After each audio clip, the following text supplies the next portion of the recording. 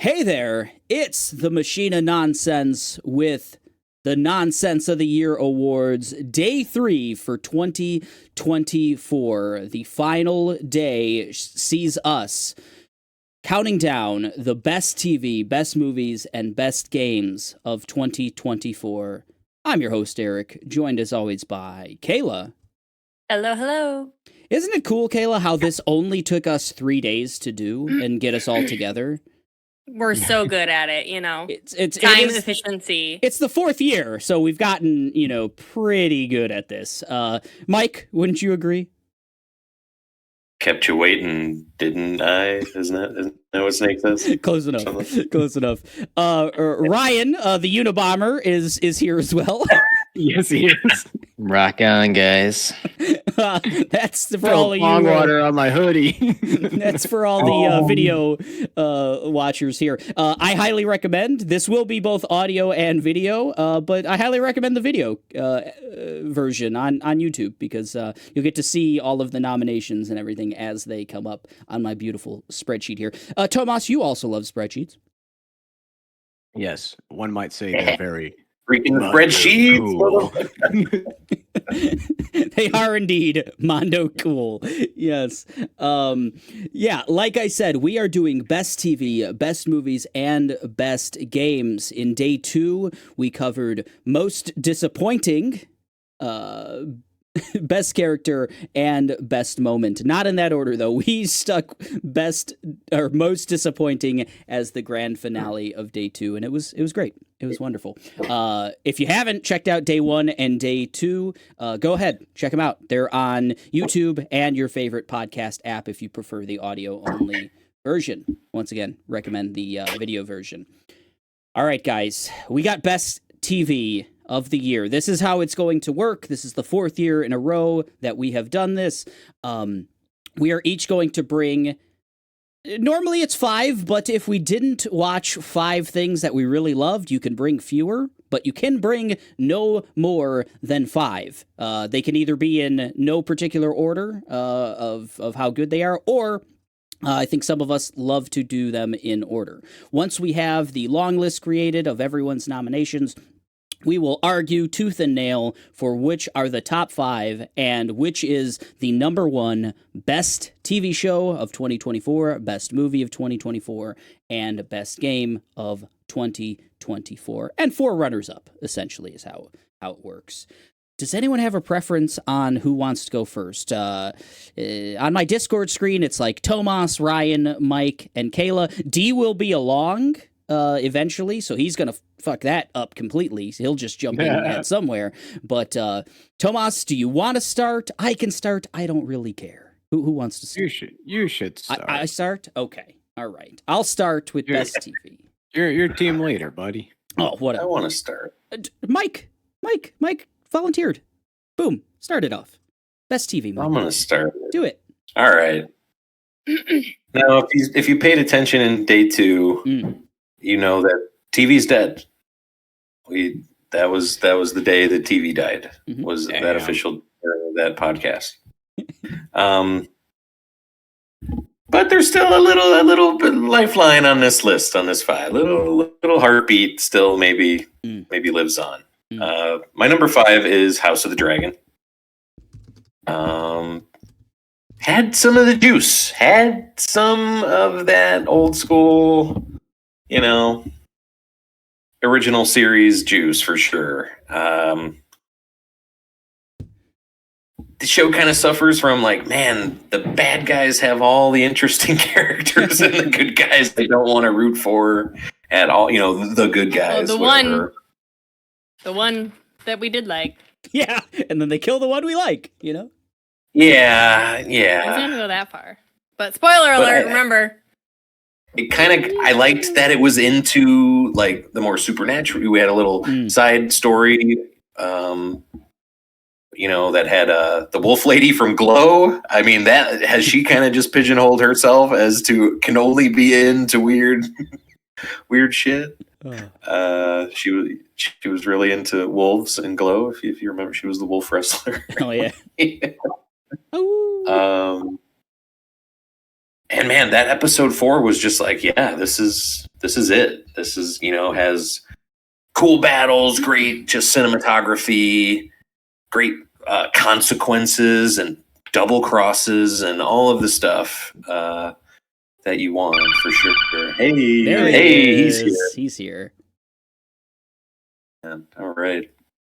And You've only missed one of my so far is what you've missed. And a small note, Kayla mentioned it.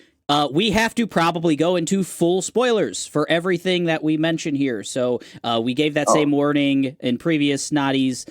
But if we're going to properly kind of argue for why something is the best this year, we got to, probably spoil some stuff. So just wanted to make that note. Mike, continue. Yeah. And just solid episode of TV. I will continue to. Well, I don't have Max currently, so maybe when this show comes back is when I, in 4 years or whatever it takes them to make a TV show these days. I'll get it back. Get you a trial, boy. So that's my number 5. Yeah. Let's see. My number 4 is Fallout, which I finally finished maybe a month ago. Nice. And man, just a good way to kind of invite you into that world. Pretty cool. I liked the way they did the power suits a lot. Certain just thing. It was a lot of the DiCaprio meme of pointing and go, oh, I recognize that. Did all of that solid. All of the kind of. You have your 3 main characters, right? You have the Ghoul, Walton Goggins, you have the Vault Dweller, and you have, the Brotherhood of Steel character. I thought having those 3 branching things was this is very Fallout, very kind of good for TV. They figured this out pretty well. The Doctor Strangelove war room scenes I thought were really good with the flashback from Walton Goggins' past and him listening in on the fucking future of the world and shit was crazy. I like stuff like that. And just had a cool kind of exciting ending, leaving on the New Vegas cliffhanger. It'll be neat to just kind of see what that leads to. People love New Vegas. Me, not so much, but we'll see what they can do with that. So yeah, that's my number 4. My number 3, I've spoke about it a few times throughout the year. Mr. and Mrs. Smith, the Amazon Prime original. Whatever. With starring Donald Glover and I always forget her name. Maya Erskine. Maya Erskine. There I know it now. Yes. I know she's not a 13-year-old 13-year-old girl. Yeah. And I thought the show just created a really believable scenario, relationship of what could happen of just 2 strangers being, taking the, marriage vows with a stranger and just agreeing to be, top secret spies with this person. And then finally falling in love, having, the couples therapy episode with Sarah Paulson was great. The episode with Ron Perlman where he he thinks he's doing a great thing by buying a house out of nowhere, and they're arguing about that the whole time during this mission. And just how they and that tension too of man, they only get like 3 strikes, and they already have 2 strikes. They can't fail this mission, and then they do get the 3 strikes, and what I won't, I guess, spoil what happens at the end, but I think it was just a fitting way to end this thing, and we do know that there is going to be a second season with different spies and things like that. And that's cool. If it could be like a White Lotus thing like that, where every year we just get a new set, a new romantic comedy spy thriller thing. Yeah, bring it on. My number 2. This is the highest regard I could give. I've given a lot of shit to our boy Keeley. Oh wow! This year. I have Game Awards. It was a great show this year. I thought it was really, really good. Had such a great time just kind of streaming it with everyone and getting our live reactions to Onimusha was great, and all the seeing the Witcher stuff was so cool. Like he had a great show. Capcom came correct. He got Naughty Dog. Every fucking Infinity Nikki clone in the world was there. Shout out to Infinity Kitty. Game of the year. And he finally did it. I thought that was cool. Big night for Astrobot, but I thought they did a good job of spreading the awards around a lot of the big games of the year. And that Harrison Ford fucking just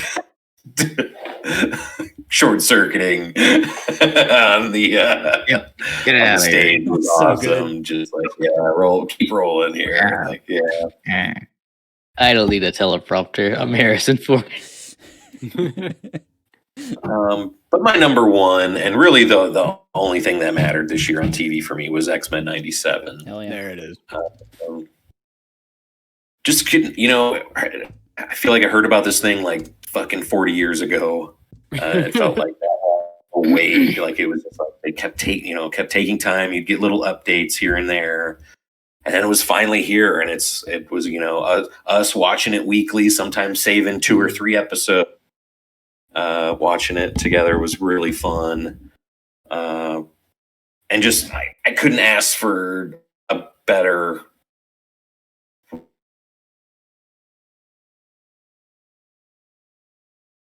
A lot.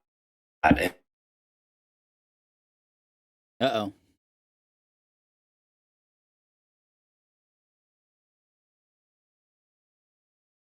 Like cool cliffhangers, great shocking moments, and man, just a ton of fun.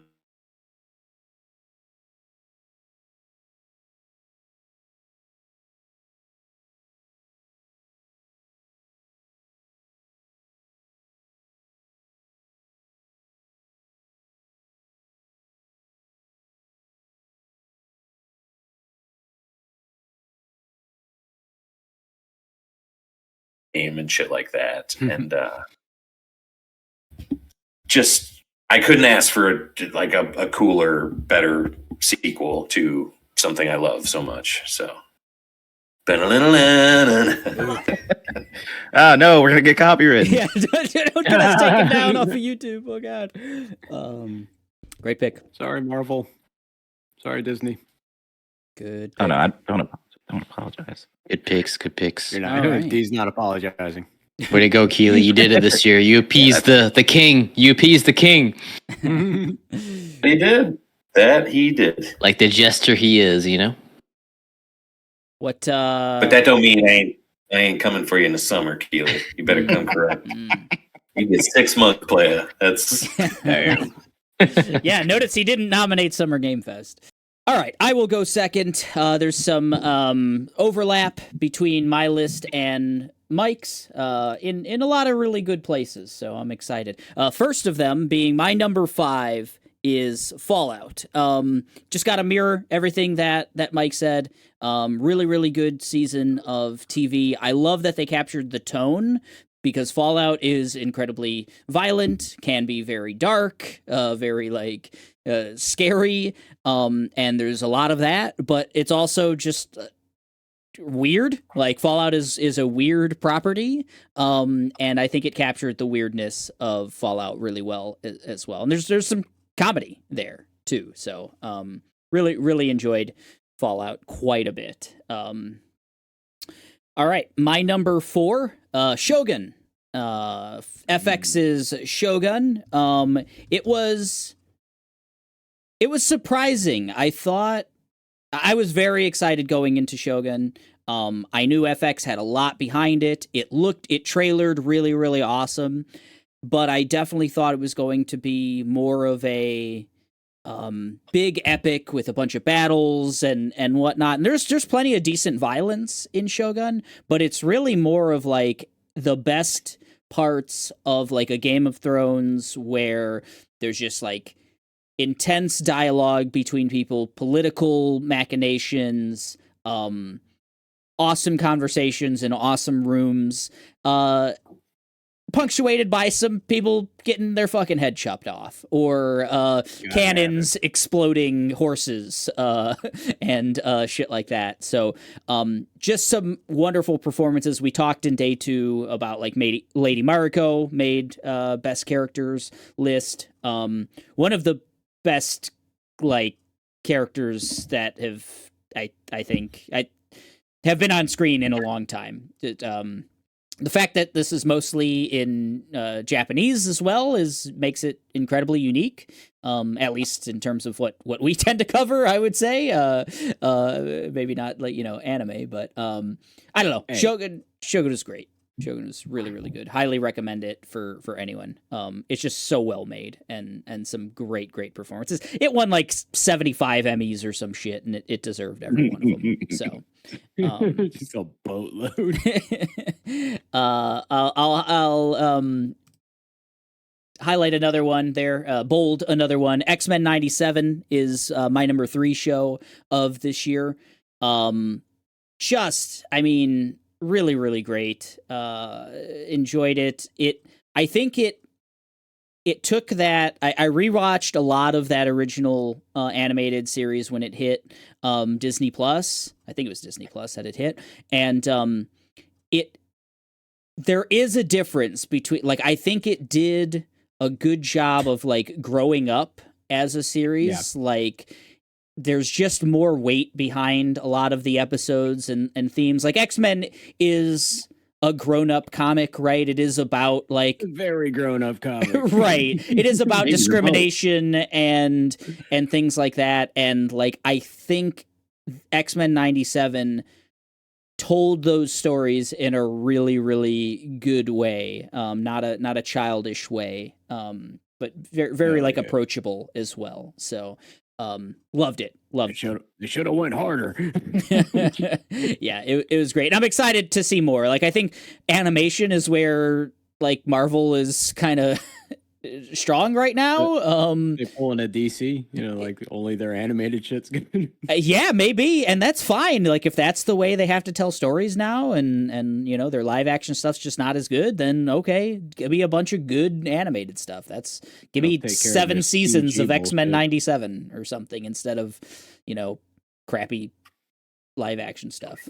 My number 2 is Shrinking season 2. I mentioned this is only one of like 2 shows that brought me to tears this year, and just incredibly powerful.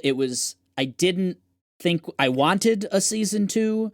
I was very impressed by them making it feel like necessary and tying up a lot of things that I didn't think were loose ends from season 1, but like really giving some closure on things that I didn't know needed closure. Introducing Brett Goldstein was used very well. It wasn't part of the cast of season 1, but did a really good job in season 2. And I don't know, man, it's Harrison Ford's year, I guess. I don't know. Like, Indy was great, even though it's only his likeness. He was great at the Game Awards, and he's really good in Shrinking. And maybe he can save the next Captain America movie as well. We'll see. Hey. And last but certainly not least, my number one show of 2024 was Say Nothing. Kayla and I both, I think, love this show. I imagine it's probably on her list as well. If not, she's crazy. But no, it's historical drama.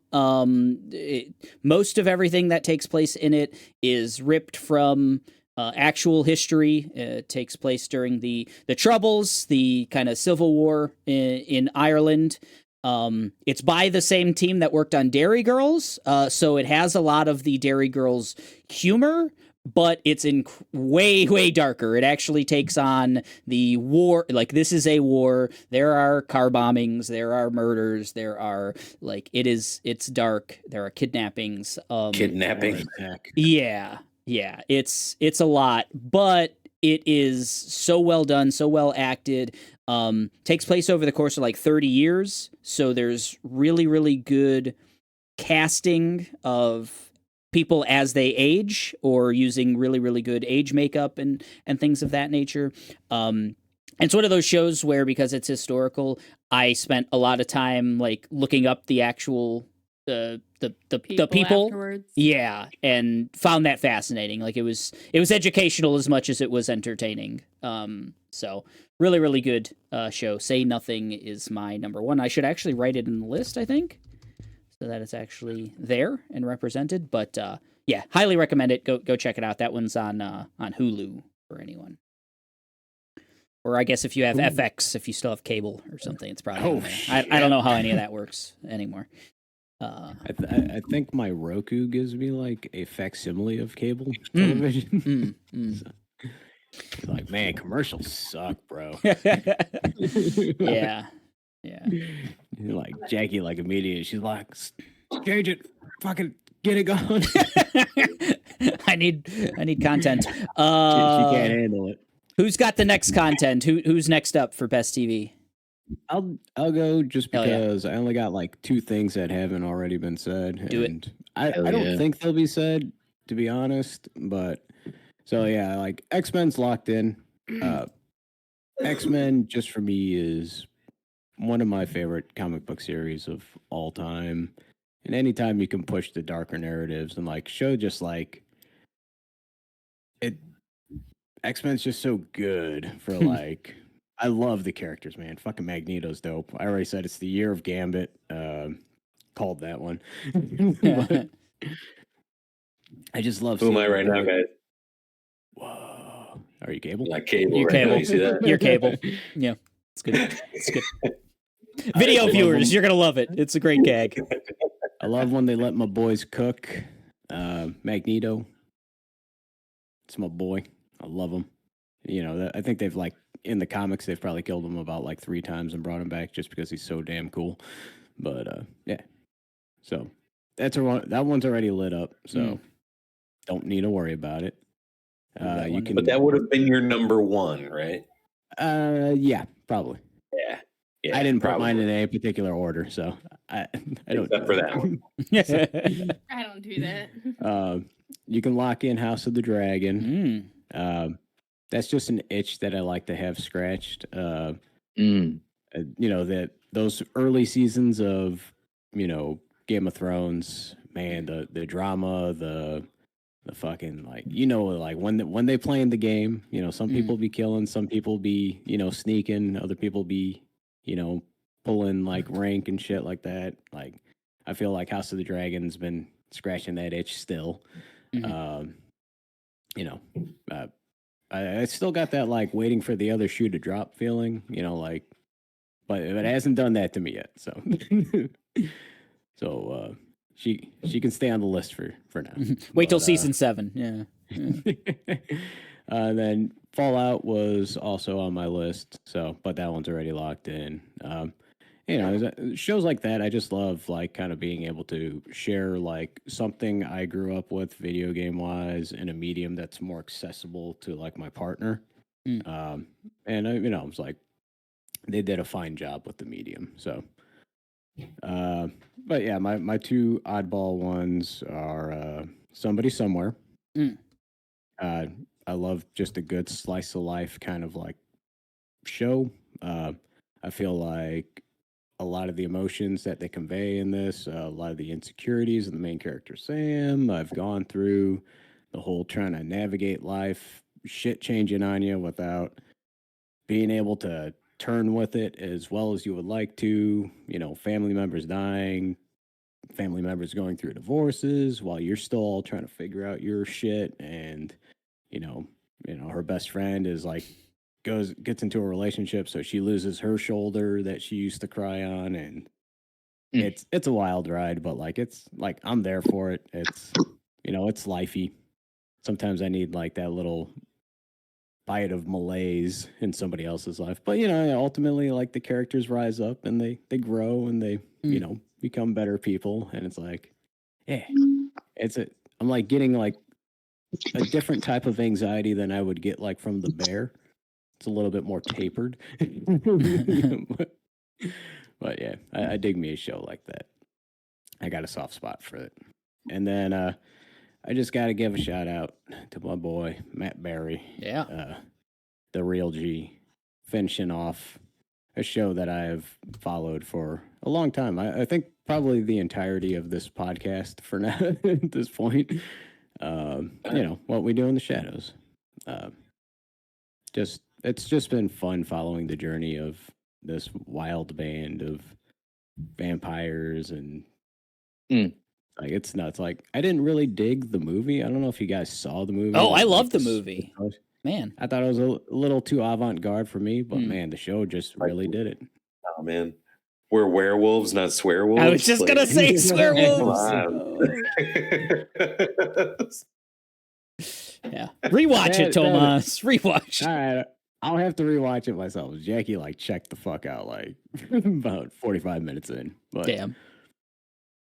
It was one of those like we'd seen a few Taika joints beforehand. Didn't quite hit like the Wilder People or Jojo Rabbit. Yeah. So yeah, those. But yeah, kudos to them for finishing. Yeah, not a lot of shows get that kind of closure that closure. So I was happy for that too. Yeah, we gotta watch that one, Kayla. We gotta get that final season in. Yeah, I will. I'm down. Hell yeah. So we've had Mike, we've had me, we've had Tomas. Who's next? The Unabomber. Unabomber. He's up.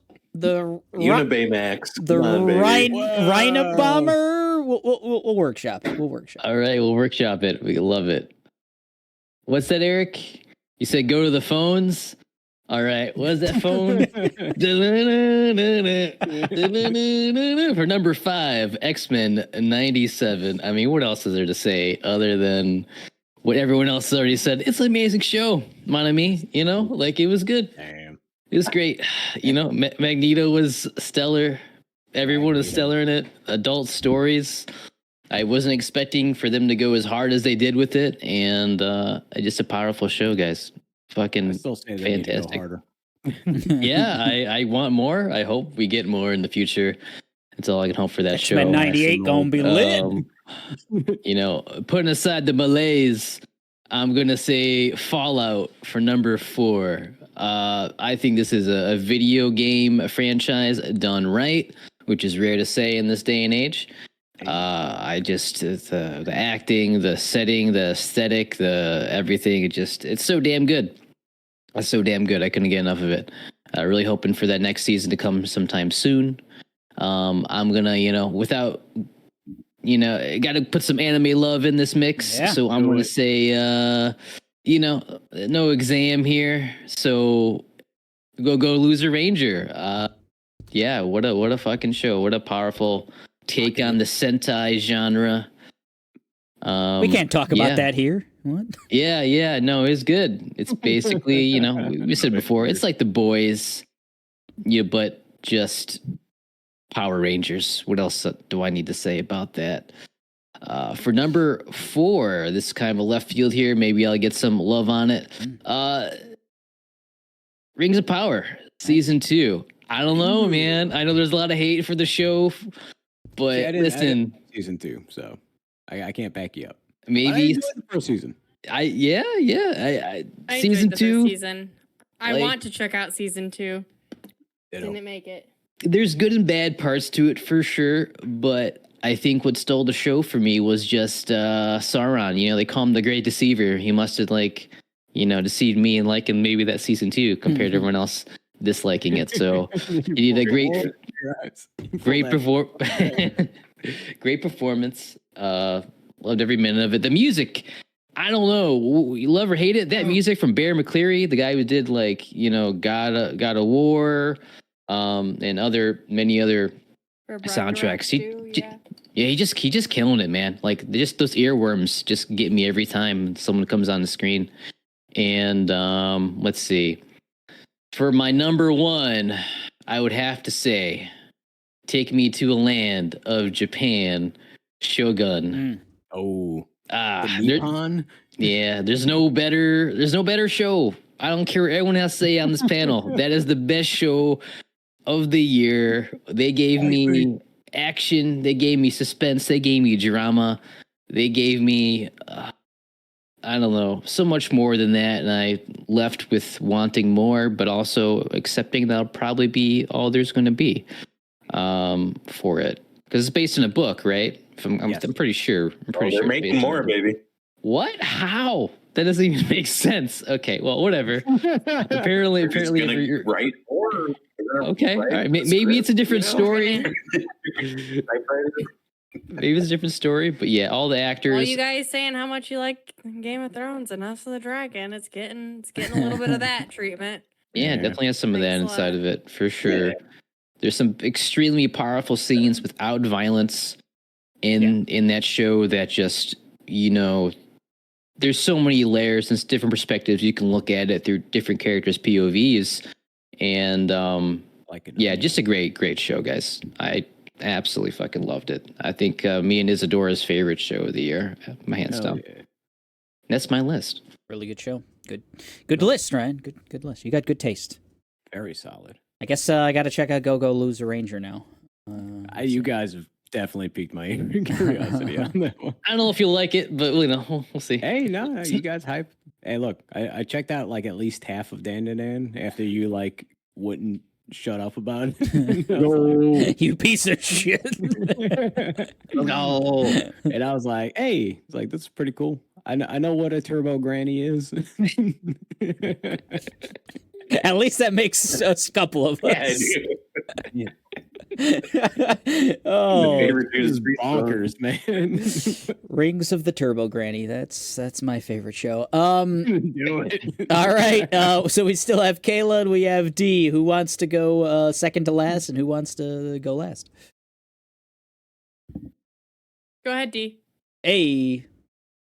Okay.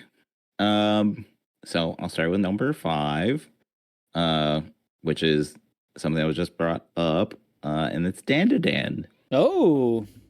Nailed it. It just kind of came out. Isn't it? It came out left field for me, and it was just so quirky and frantic and odd, and just one of the best voice acted things of the year for me. You got Rita Repulsa is a little cat turbo granny thing. You got You can't keep saying it. You just can't. What a turbo granny! It's a turbo granny. Oh.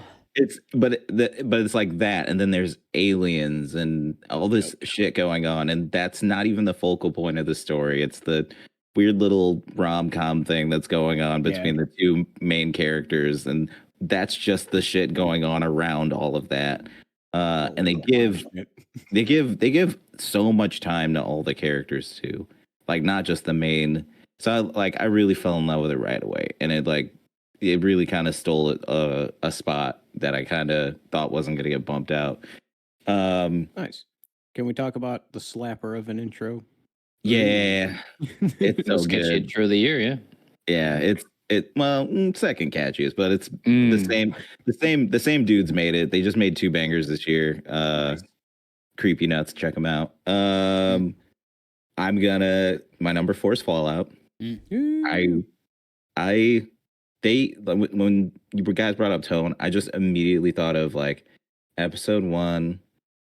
The quote unquote twist happens because you played a Fallout game, you knew it was coming like from a mile away. But the way that they put like an orchestrated score, they put that score over everything happening, and it was just like Great.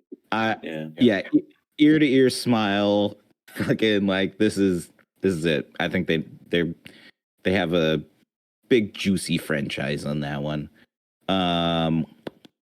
What's next? My number 3 is a show that's in my house all the time with the music, and it's playing all the time, and it's really funny, and I loved it. It's on Prime. It's called Has Been Hotel. Oh, I thought you were going to say Seinfeld. Animated joint. Is that season 2 already for that one, or? There's a season 2 confirmed. But okay. It came out 2024. Gotcha. Eric. Turbo grain bit. So glad I didn't take a drink of this. So I'm not gonna lie, like, you guys know what I'm about. I gave live action a great. They had their chance, and Fallout kind of like was the only one that kind of stuck in my brain. Because the next one is Go Go Loser Ranger. It was like my most anticipated anime last year. I've been reading it for years.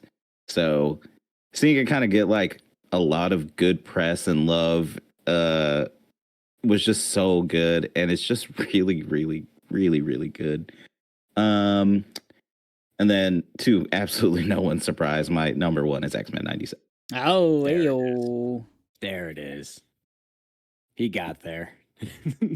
Man. And like thematically, my lists are usually pretty animated heavy. But X-Men 97 like just set the tone at the top of the year for me. And I was just like, I know what kind of year it's gonna be for me. A good one. And it was. It was, Man, brother. really good. I was struggling with this list. I was like, there's got to be something. Nope, that's also animated. What about this? No, I didn't finish that. And I've been on there. Yeah, and well, Fallout, like it just was like the perfect adaptation. Like for this year, like that was the perfect adaptation. If Sonic 3 came out a few months earlier, it would have been the perfect adaptation. Sonic. But yeah, that was that TV for me was just I was absolutely spoiled for choice, which was incredibly nice to just be all over the place in the animated sphere of things and just also eat up Shogun and like I don't know. It was good. It was a good TV year. It's good. My boy is eating good. Boo. Just not as good as it has been, Has been Hotel. Hey, it came back around. Lock it in. Lock it in. Kayla, we've all had Matt Berry on our list. So, he was on that Kayla's episode. number 1 is Thank Goodness You're Here. Yes. Also Matt There we Berry. Man, dude gets around. Yeah, he does. Dark Merengue's dark place. Bring us home. I only have one thing that's not already on this Ooh. list. Let's go. So my number 5 is Fallout. I obviously already had the Ghoul on my list. I just think like it was such a good twisty show. I loved it. Funny, quirky, cute, dramatic. Had some really poignant moments. I also have X-Men 97. Hey. I really enjoyed it. Eric watched it a second time with me. Yeah, I did. It was great. That's awesome. Number 3 is my addition, and Ooh. it is the Penguin. Yeah. Yeah. I really liked the Penguin. Forgot about Lots that. of I liked lots of stuff about the Penguin. Number 2, I have Shrinking. Mhm. Always love Shrinking, man. Did I Please not give write that it show on a there? chance. I, did I don't not. think you did. My You dumbass. didn't. I'm like, where is it? Wow. Where is Not it? bolded, not bolded yet. Gosh, please watch it. It's so good. Tomas, you would love it. Yeah. Ooh. It's just like people dealing with feelings and therapy and emotion and trauma and relationships and neighbors life. and kids, just life, and it's so good. No, I think and, you'd eat it up, Tomas. I think. Yeah. I think Tomas would eat it up. Yeah. What is the neighbor dude's name? Oh God. Darren. Darren. I love Darren. Darren. There's so many Uh, quirky characters in that show. It's great. They're all just lovable. Great Love 'em ensemble. all. And number 1 is Say Nothing. That shit is, if you want to think about life Oh no. in a way that like makes you question life and question all of your decisions in life and feel bad for feeling angry towards anybody else because who the fuck knows what fuck, life is hard It is. and people are influenced easily, and you want to believe in your cause, and sometimes the people who are leading your cause are not the people you think they were, and it's fucked up. And I've learned to love these drinks that have Guinness and Jameson and a little bit of Bailey's in them, and I don't know what to call them anymore because I'm not gonna call them Irish car bombs, because this shit, like Eric said, it's also like a historic thing. You learn a lot, and you're like, damn, I feel so fucking bad forever. Calling it that. Not gonna do that. Can I just have a little bit of? Oh, I just want them served singly and a solo, and I'll do it all myself. Thank you very much. Yeah, you order that, and they're like, "Oh, you mean an Irish car bomb?" No, I want Guinness. no, thank I want a little thank Bailey's you. and Jameson, please. As much as I do want the people of Ireland to be independent, I did, and it's very I'll moving. call it the Kayla car bomb. Yeah, that's better. That's so much better. I'd even call it the price. As terrible as that is still, because what's interesting, a little spoiler, like, okay, obviously Irish car bombs, the troubles, there were lots of car bombings happening, but they would call in, like, people, they tried not to hurt people. They were just messages, Yeah, they would like put the car bomb there, call in an emergency, get the place evacuated, and then the bomb would go off, causing city destruction, but not human destruction. But sometimes, shit it was not safe. What they were doing was not safe. No, people But, did die. Yeah, like people did at the die. end of the day, there were people moles, did die. there were spies. Oh, how you just feel like you're doing the right thing, but were you? For who? What did it cost? What? There's Why? There's an old saying it's in the like- Bible, the only one I know. For what is it for a man to gain the world but to lose his soul in the process? It's like, what is the cost? Yeah. That is a show about what is the cost. I think that could be the like tagline of that show, honestly. It's so good. Yeah. The actors are all so good. The like little poster I found, I'm really excited to show when I make the post. It's really cool. I like it a lot. Ooh. All right. Well, we're gonna have to. I mean, okay. So obviously, I think literally all of us nominated X-Men '97 and Fallout. I think it was on all of our lists, right? So those two, it's basically the decision of which of those gets number one show of 2024 for the Nonsense of the Year award. So and then we got to take one off, right? One of our bolds. we have to take two bolds off because we have 7 bolded at this point. right. And we're only going to do 5. How about so- we do the removal first? Okay. Can I do a quick sidebar? Yeah, definitely. All right, so we were talking about Irish car bombs, liquor. We were. I was at a restaurant the other day, and the bar is like right there. Yeah. And I'm like looking at the top shelf stuff. So I asked out of curiosity how much a shot of Grey Goose costs nowadays. Boy, howdy.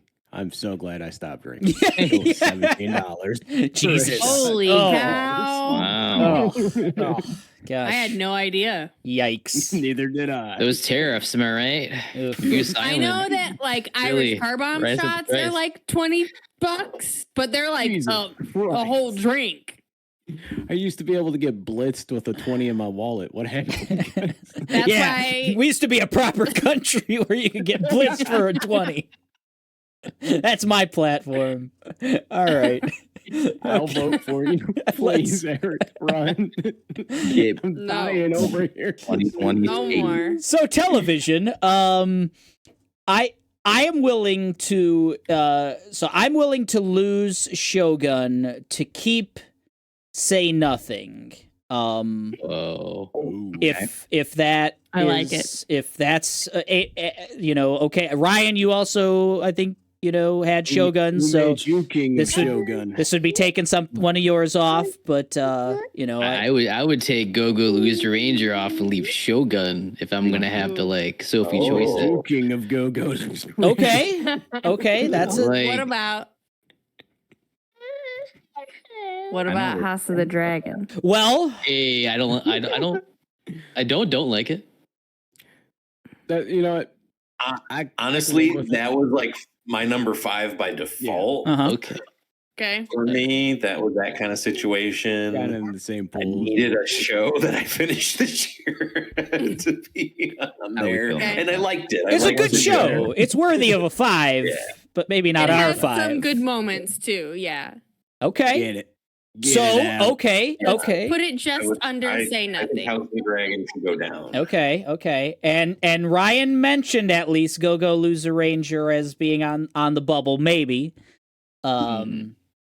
So Say Nothing seems really good. I It's so good. haven't finished it, but I mean, Shogun it's too good to take off the list. I have a Shogun moment on my best moments. okay, I I think so did Eric and Ryan. think you're Yes. Side note. There, that's a great Think of. side note, absolutely. What are you gonna play? right. So okay, all right. I'm gonna do something seems here. like it's between Shrinking and Go Go Loser Ranger right Okay, now for okay. the final spot.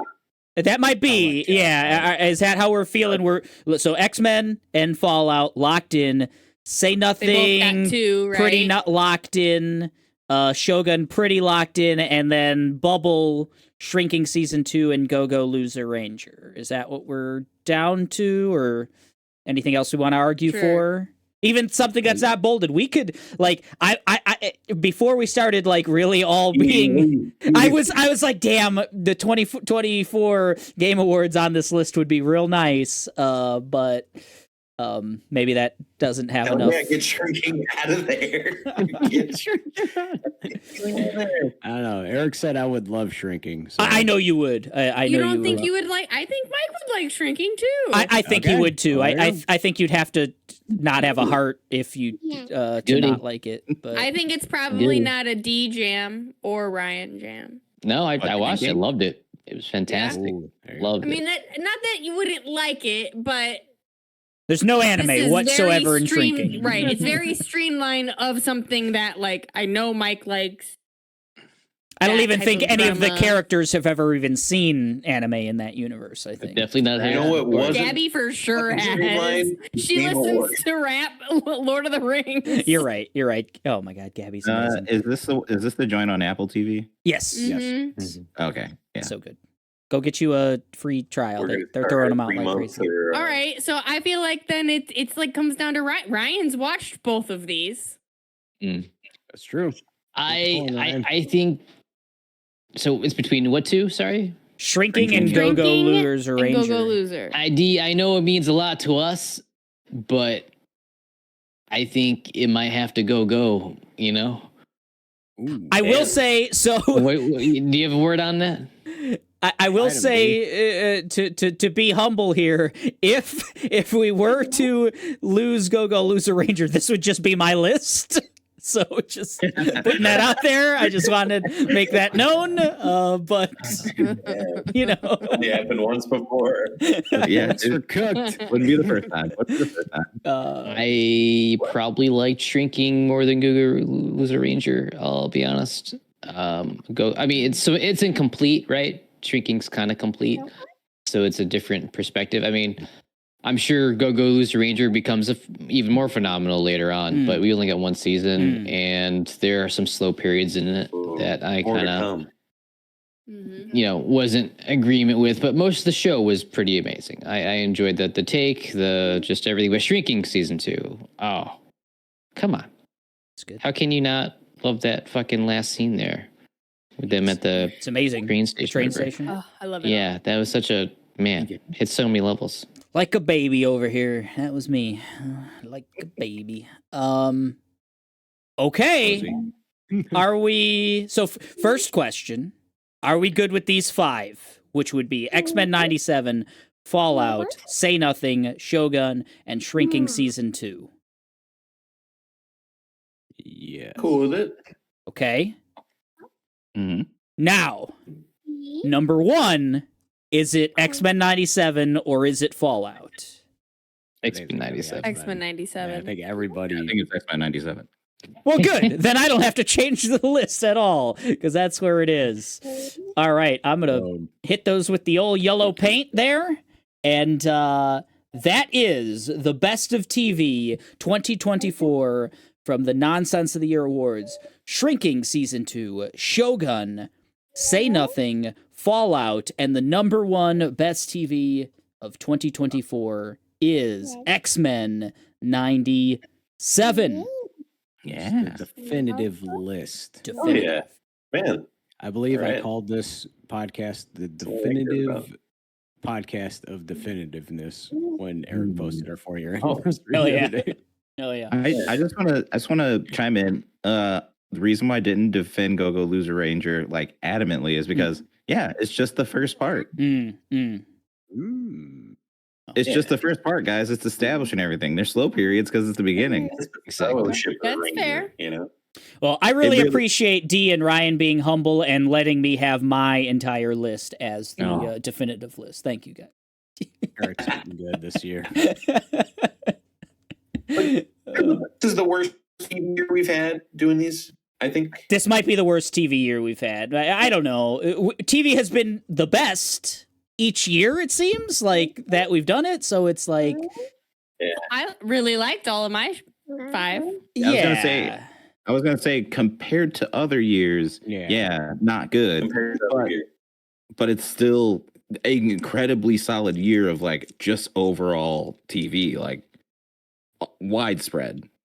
Yeah. Yeah. Maybe more I don't know, more we like all, we all agreed on like 3 things. yeah. Yeah. Good point. Yeah. Good point. It was top heavy then, I think, probably, right? Like I think X-Men 97 and Fallout probably, like when we do the 5-year and we discuss like our overall like 5-year stuff, I feel like those have a good shot at being up there in contention with, Mayor of Easttown or whatnot. Like we had, Ah, we were man. struggling to get Arcane on the 5 or something. Right. Like I think that happened one year. Right. Which is insane, Arcane right? season 1. The good one. All right, we moving on to best movies. Ready? You're here. Let's do it. Okay. All right. Anyone Can want I to start? volunteer? Yeah. Start it off, Tomas. I want to start because I only watched one movie. Mr. Malcolm's list. Here we go. Put it on there. It's twice. Beetlejuice. Hell Don't yeah. say it 3 times. Beetlejuice one more time. Let's go. Boom. He's on. Good stuff. Somebody do a Beetlejuice impersonation. I was gonna try, but I just stopped at working my mouth. like it. That's his famous line, right? I'm Beetlejuice. It's good. I always like to do the dance when he's walking up to like the weird like strip club or whatever, like Yeah. the brothel. Oh, what an average Joe like me can get entertainment around here. Yeah.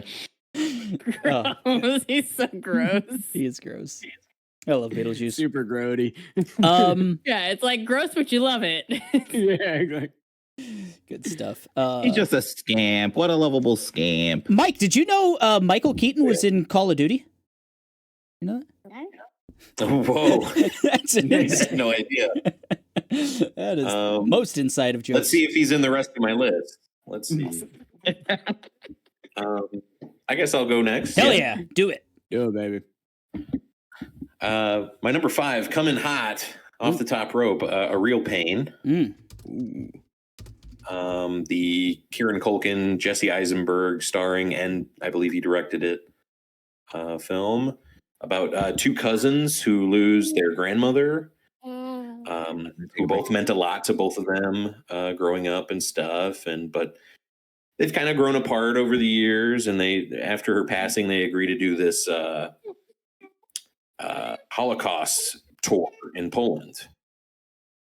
And it's them kind of, going through on this train tour with a group of other people. Jennifer Grey from Dirty Dancing is one of the group as well. And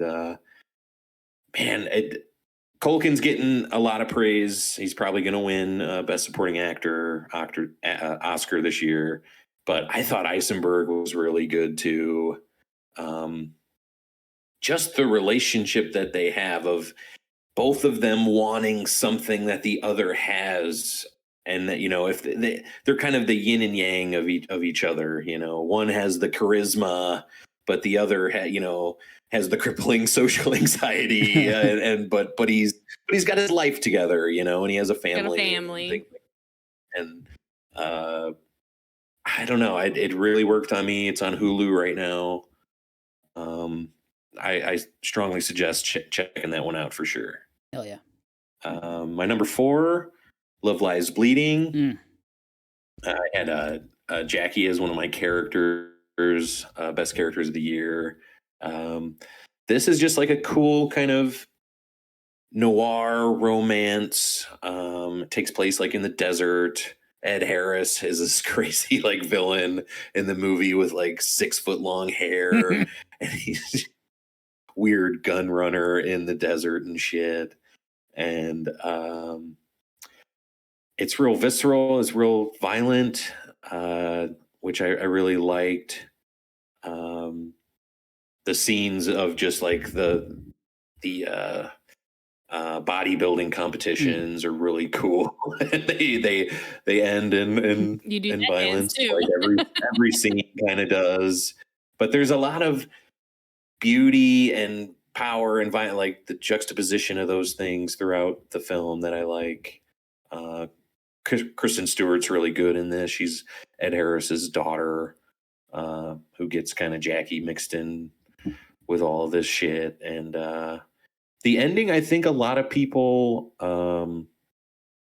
kind of are down on, but I really liked it. So the two of them kind of wind up on top, and Jackie literally becomes like 30 foot tall, like Honey, I Blew Up the Kids. And is like Hulk smashing things. But I think that's what you're just supposed to feel like. Out of the 100 years of movies, it's hard for a movie to show a new way of showing like characters feeling on top of the world. And I think that's just all that we're supposed to take it as. Like these characters, they're skipping and they're 50 feet tall and shit. And they're just feeling that. She's also fucked up right now. Like they got. Yeah, absolutely. And I don't know. I really liked it. Me too. I really liked it as well. No, it was wonderful. Did we lose Mike? Is that what happened?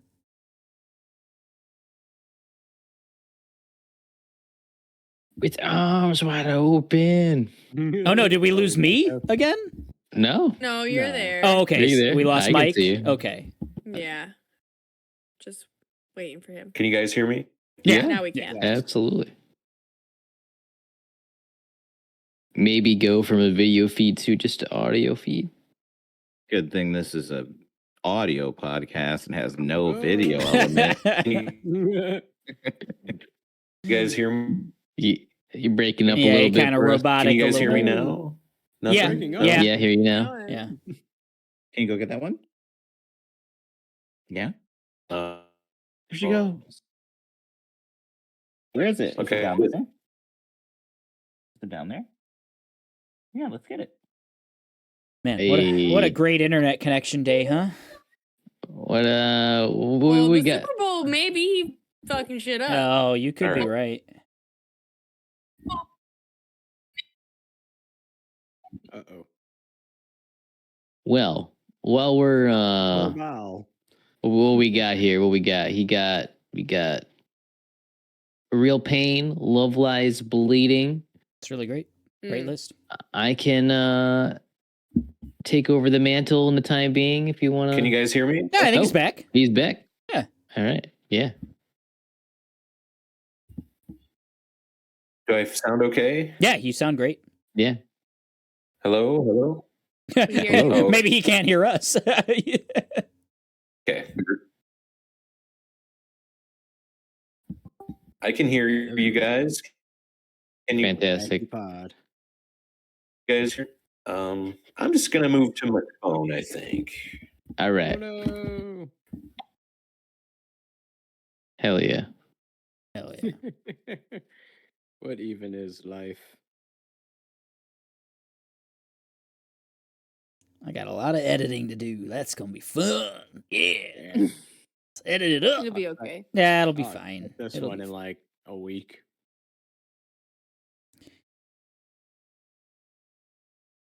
The audio editing, super easy. The video comes a little more difficult, but it's okay.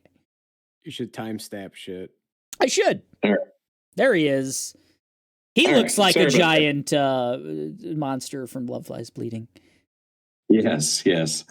So that's my number 4. My number 3 is Challengers, the Luca Guadagnino joint that released last Grasping year. at straws for movies too.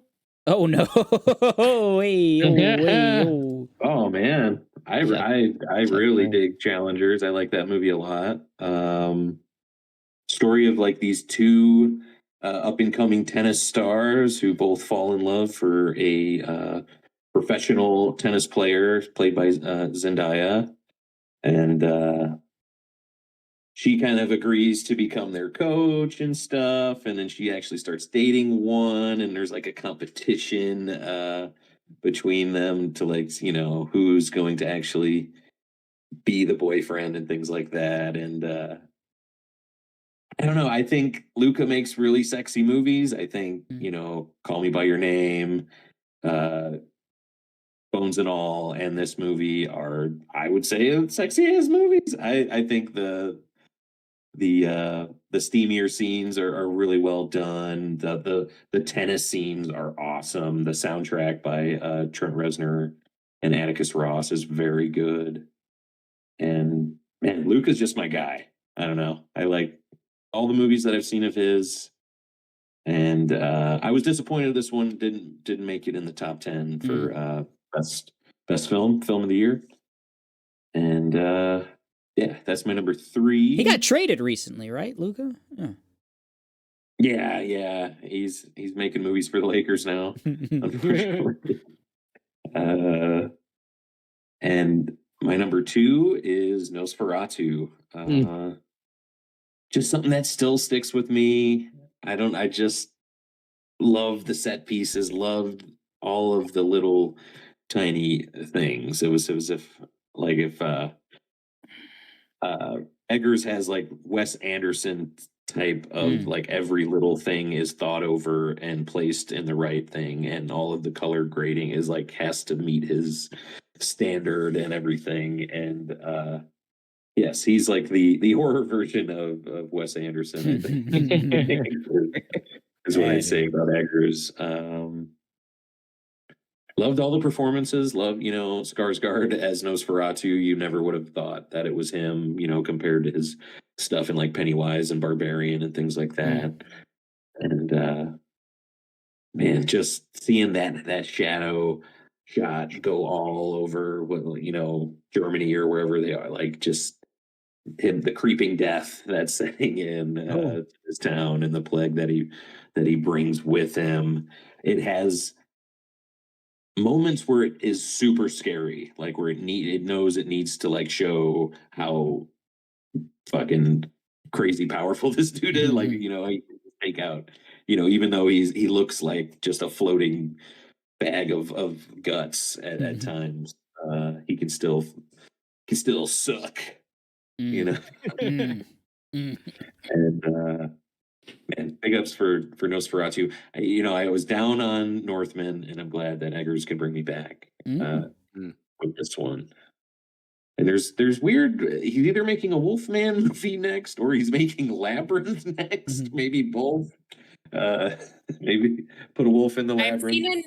I've seen announcements for both. Yeah. With his aesthetic, I can see Labyrinth going real hard. Hell yeah. Yeah, I hope it's Labyrinth over Wolfman, but we'll see. And my number one is Dune 2. Dune 2. Nothing beats it this year. Got to see it with Eric in IMAX. It was fucking killer. Nothing beat it this year. It was, man, just what that first movie was, but also adding the layer, it's the Empire Strikes Back effect, the Two Towers, Return of the King kind of thing, just where, and I know they're making a third movie. I don't know if it could be better than this one. I don't know. I wish fucking Denis got a director Oscar nom for this. I think what he did was incredible. He does the best action, like blockbuster thing, like action sequences, I think. And just like there's a scene where they're trying to destroy a spice collector or something out in the desert, and they're having to hide behind the legs of this thing has legs like a toy robot scarab, a kind of thing, and they're launching rockets at these ornithopter things that are shooting at them. And it's just it has amazing set pieces, amazing drama. It has an amazing Christopher Walken performance of him just saying ridiculous Baron Harkonnen. It's so good. He's perfect as the Emperor. An amazing cast. You got Zendaya, you have Chalamet, Javier Bardem. I said Christopher Walken. You have Hugh. Oh man, guy who was Elvis. I can't. Austin Butler. Austin Butler. Thank you. From the top rope. Yeah, doing an amazing. Probably the best gladiator performance in the year where there's a gladiator movie. We get a little bit of Leia Seydoux in this with the pain box stuff, and the Bene Gesserit is. I love it. I don't know. I'm Dune pilled. He's Dune pilled. Love this movie. Dune pilled. Can't wait for the next one. Is this the year of the worm? Hell yeah! I wish I would have got one of those popcorn buckets, but I need a second one, if you know what I mean. But it's just a movie that cemented Chalamet as my guy, Villeneuve is my guy, and it's my movie of the year. Hell yeah. Nice. Dune 2. I'll go next if no one else doesn't. Desperately want to go next. Eric, Dune 2, Dune 2, Dune 2, Dune 2. Let's just say it's represented on my list. Yes, it is. It's here. But number 5, Alien, Ram, You Lust. This year, I locked it in that they have not made a bad Alien movie. We watched them all, me and Kayla, in anticipation of Alien Romulus, and they all have something going for them, including this really, really fun new take on like younger kids in space dealing with the xenomorphs, some cool kills that we haven't really seen. There's like we've seen dripping acid before, but not done this way. We've seen face huggers, but not so many on screen at one time. We've seen 0G things before, but not quite this way. We've seen pulse rifles, but not quite this way. They're doing some cool things. It's a lot of callbacks. Like that's what I think some people didn't like about it. Is like it is a lot of member berry stuff, but I don't know. Fucking Alien's cool. So like, if you want to keep telling me that Alien's cool, I'm gonna keep saying that. Yeah, you're right. So, Alien Romulus, cool ass movie. Go see some xenomorphs. My number 4, A Quiet Place, Day 1. I'm actually gonna type it in here. This was, I would say, probably the most surprising film for me this year. Not the best film this year, but the most surprising, because I was kind of uninterested for the most part in this movie. I feel like the franchise could have stayed at like a single movie, honestly. The second movie was fine, and this is a prequel. We kind of already know what the origin of the like enemy is and stuff, so a prequel kind of seems like, why you doing it? But I don't know. It knocked me down. Like the main character is just really, really well done. I was very pleasantly surprised at the way that they took it and made it more of like a less about the aliens and the destruction and everything else, and more about a really compelling character and almost like the aliens and the destruction stuff kind of stopped mattering, and it was more just like, oh, how does someone racked with cancer get from one side of New York to the other when the odds are stacked against them? And there's also aliens. Like it's just almost thrown in there. I don't know. I thought it was way more like heartfelt and way more like meaningful than a Quiet Place movie needed to be. A third Quiet Place movie. So anyway, Quiet Place, Day 1. I really enjoyed it. Number 3, Love Lies Bleeding. What a fucking film. I don't know that I can say much more than Mike did. Katie O'Brien, I guess the last thing I should say is Katie O'Brien is the one and true Abby from The Last of Us. No one can take that away from me. She's my headcanon. But yeah, Love Lies Bleeding, really, really good. The muscles have nothing to do with the story they're trying to tell. Yeah, well. Beating ass doesn't take muscles. Yeah, well, tell that to Katie O'Brien, because she beats ass and she uses every ounce of those fucking awesome muscles. Yeah, she's a specimen. The fucking Franco kill is so good. It's I don't know, that movie's fucking dope. Just go check it out, guys. My number 2 is Dune 2. Really Dooney Tunes, Dune 2. Mike said it, just the best blockbuster like visual effects. Like I don't understand like how like this wasn't even as expensive as a movie as like a lot of MCU stuff is, but it just looks so much better than like a lot of the bad CGI we get and just kind of garbage that we get sometimes visually.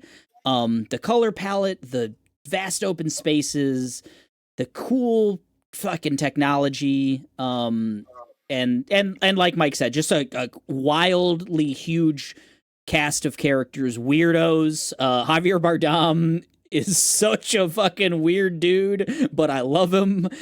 He somehow explains how this like God Emperor is appropriately called like Sandmouse, and like Sandmouses are they're the kings of the world. Yeah, like he just somehow like makes the most bullshit stuff sound like reasonable.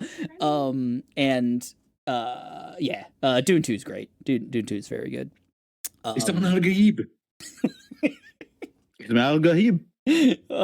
God. Dune is such a weird universe. Oh, it is, and I've tried listening to like explanations of like certain things in this world. Yeah. The whole entire shebang, and they talk. Nice, brother. What do you? I don't know What's there not to how far understand? Dune 2 gets, but like, you know, there's some worm emperor dudes. Yeah. Like, What's confusing about that? Man, I named this podcast Spice Girls, you know? That's what I feel I would like, name man, it. it's good stuff. the melange, the spice.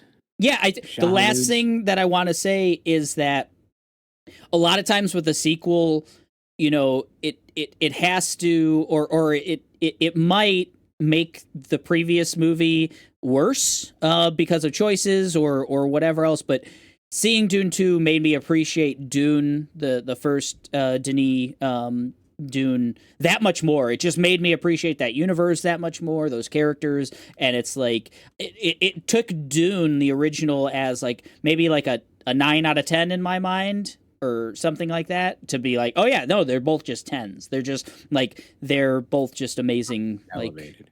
like parts of a story. So Eric, we get it, bro. You went to high school with Dune. he's very important to me.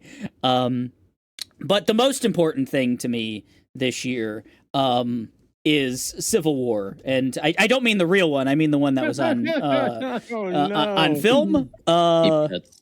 Question mark. Big question mark.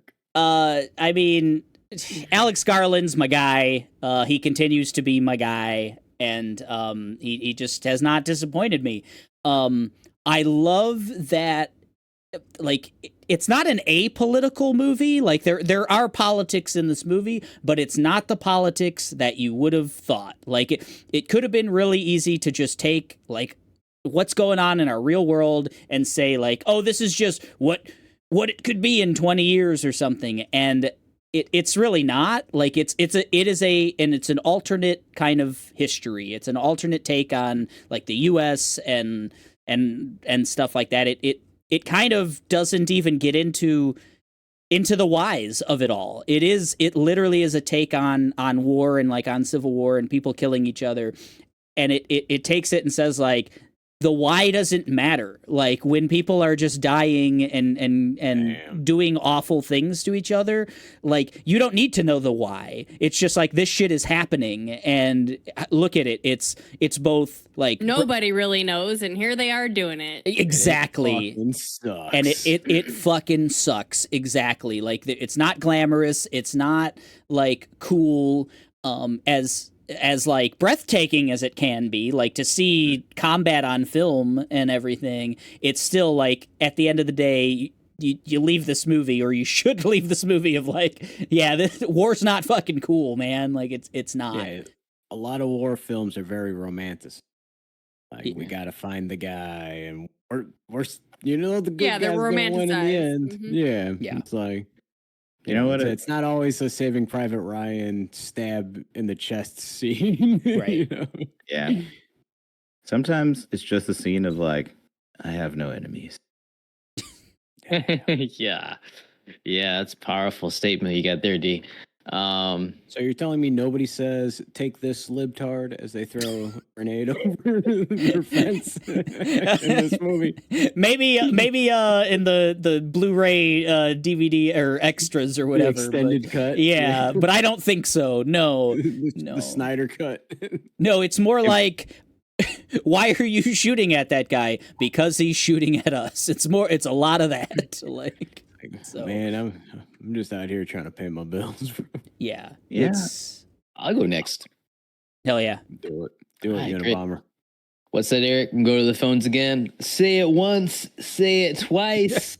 Beetlejuice for my number Oh. 5. There we go. Movie. I watched it again, and it's just a fun time.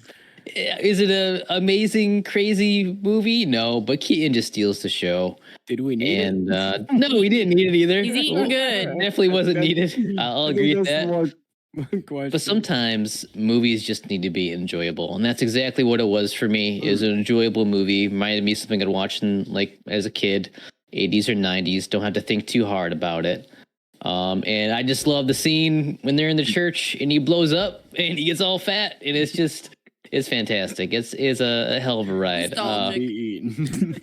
For my number 4 film this year, this is probably the hardest list for me to make, by the way, for my top 5, because films for me did not hit as much as I guess you guys this year.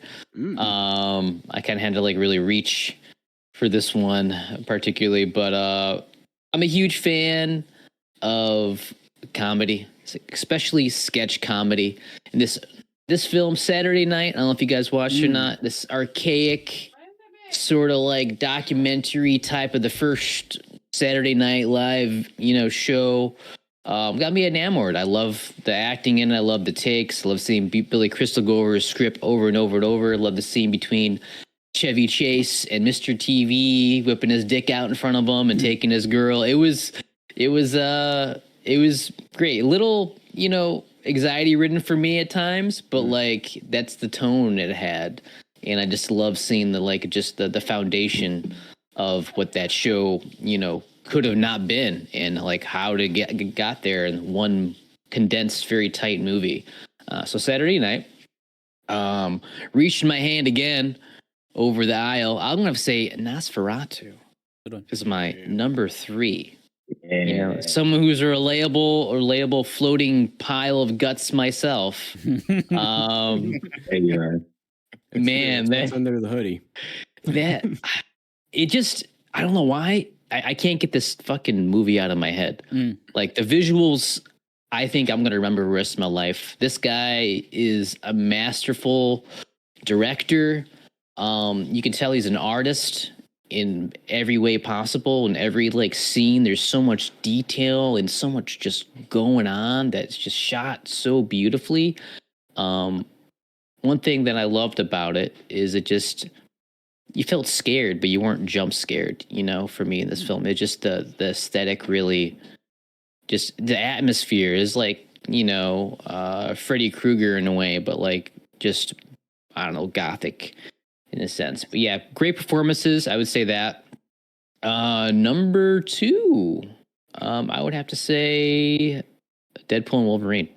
We're talking about just going to a theater, having laughs, having a good time. This was it for me. I think this was Hugh's probably second best Wolverine performance. But the jokes just kept on coming. I thought I wasn't going to like it as much as I, going into it, but it was great. It was fun. There's so many homages, so much love given every direction to, the comics, to the characters themselves, to the fourth walling, to, inside jokes with oneself. It's a great film. I really enjoyed it. I can't get out of my head the Fox Friends cast. It was a highlight for me. It was great. I never thought they'd do that in a million years, and how they did it was perfect. Did not like the villain as much, but in number 1 for me this year, I'm gonna have to go with We Live in a Time. Yeah, romantic comedy. Florence Pugh, can't do no wrong. Pew pew. Yeah, heartfelt, emotional, great story. The chemistry is unreal. Yeah. I think that one just hit max. I gotta watch it. You guys gotta see it. You're gonna like it. I want to. Florence It's on Pugh my is list amazing. for sure. Yeah, that's my movie list for this year, guys. Hell yeah. Oh, down, 2 to go. Yeah, we doing D and then Kayla again? Let's go. Okie dokie. Hey. Hi, hey everyone. It's me with my movie list. There's D. Do it. there's some movies on here. They're not in any particular order. I like that. I'm glad you went So the with first- movies. I'm glad. I'm just gonna list my games right now.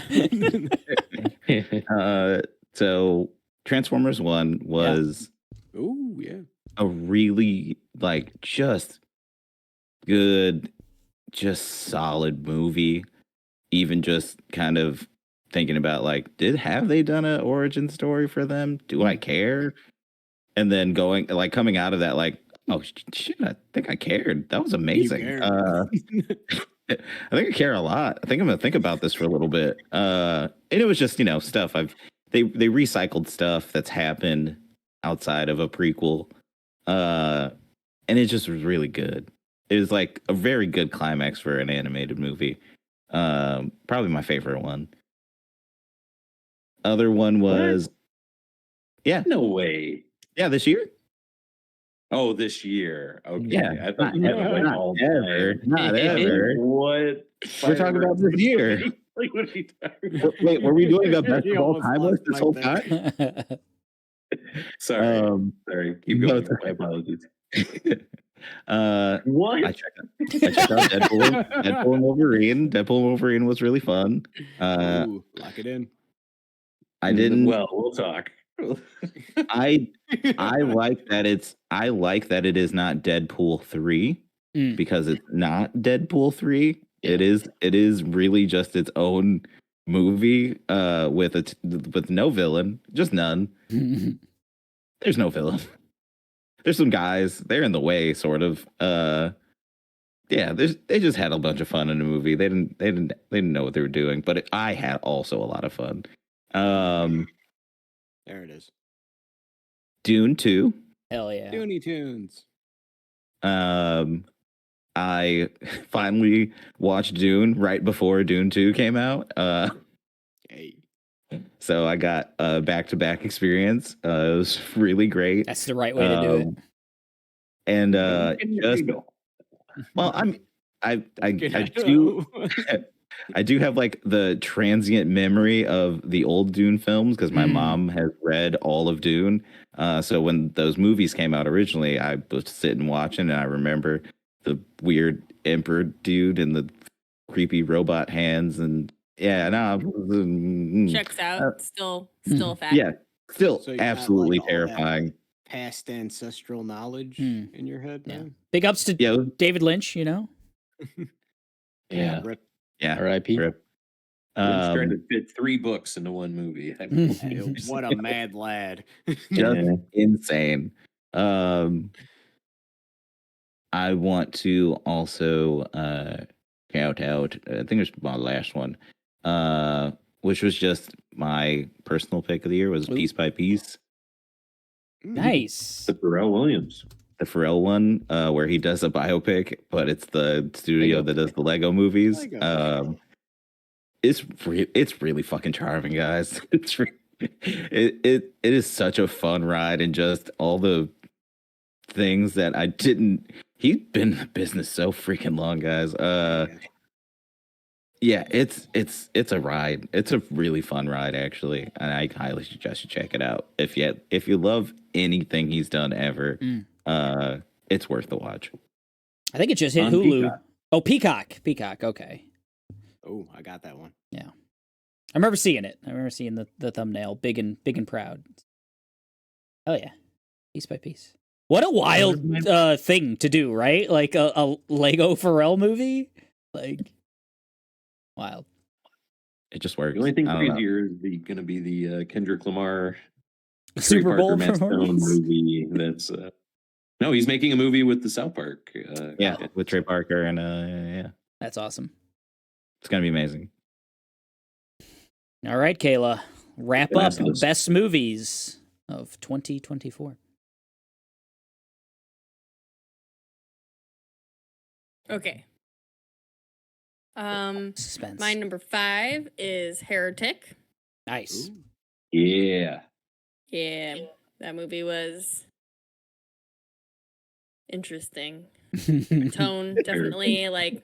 I mean, you take lovable, charming Hugh Grant, put him as spooky cult leader, and Debate me.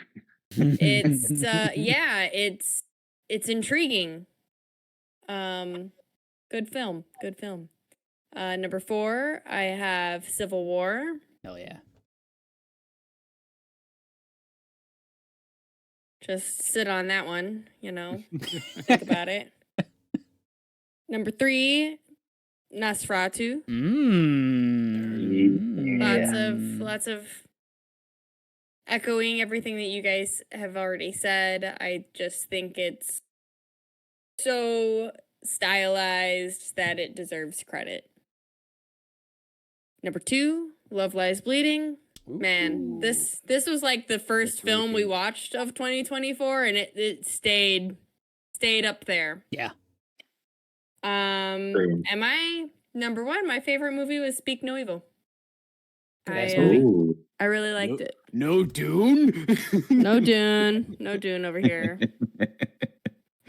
And you had a horror list, Kayla. Speak No Evil, did. Heretic, and Nosferatu. And I mean, Love Lies Bleeding has some... Bleeding and Civil War are pretty scary. Yeah, We yeah. had Aaron on the podcast. Horror Yeah. adjacent. Man, yeah. They're at very Speak No least, they're Evil was thrillers. Yeah. Oh, Speak No Evil is great. Yeah. Good pick. I liked it a lot. Yeah. That one just missed my list.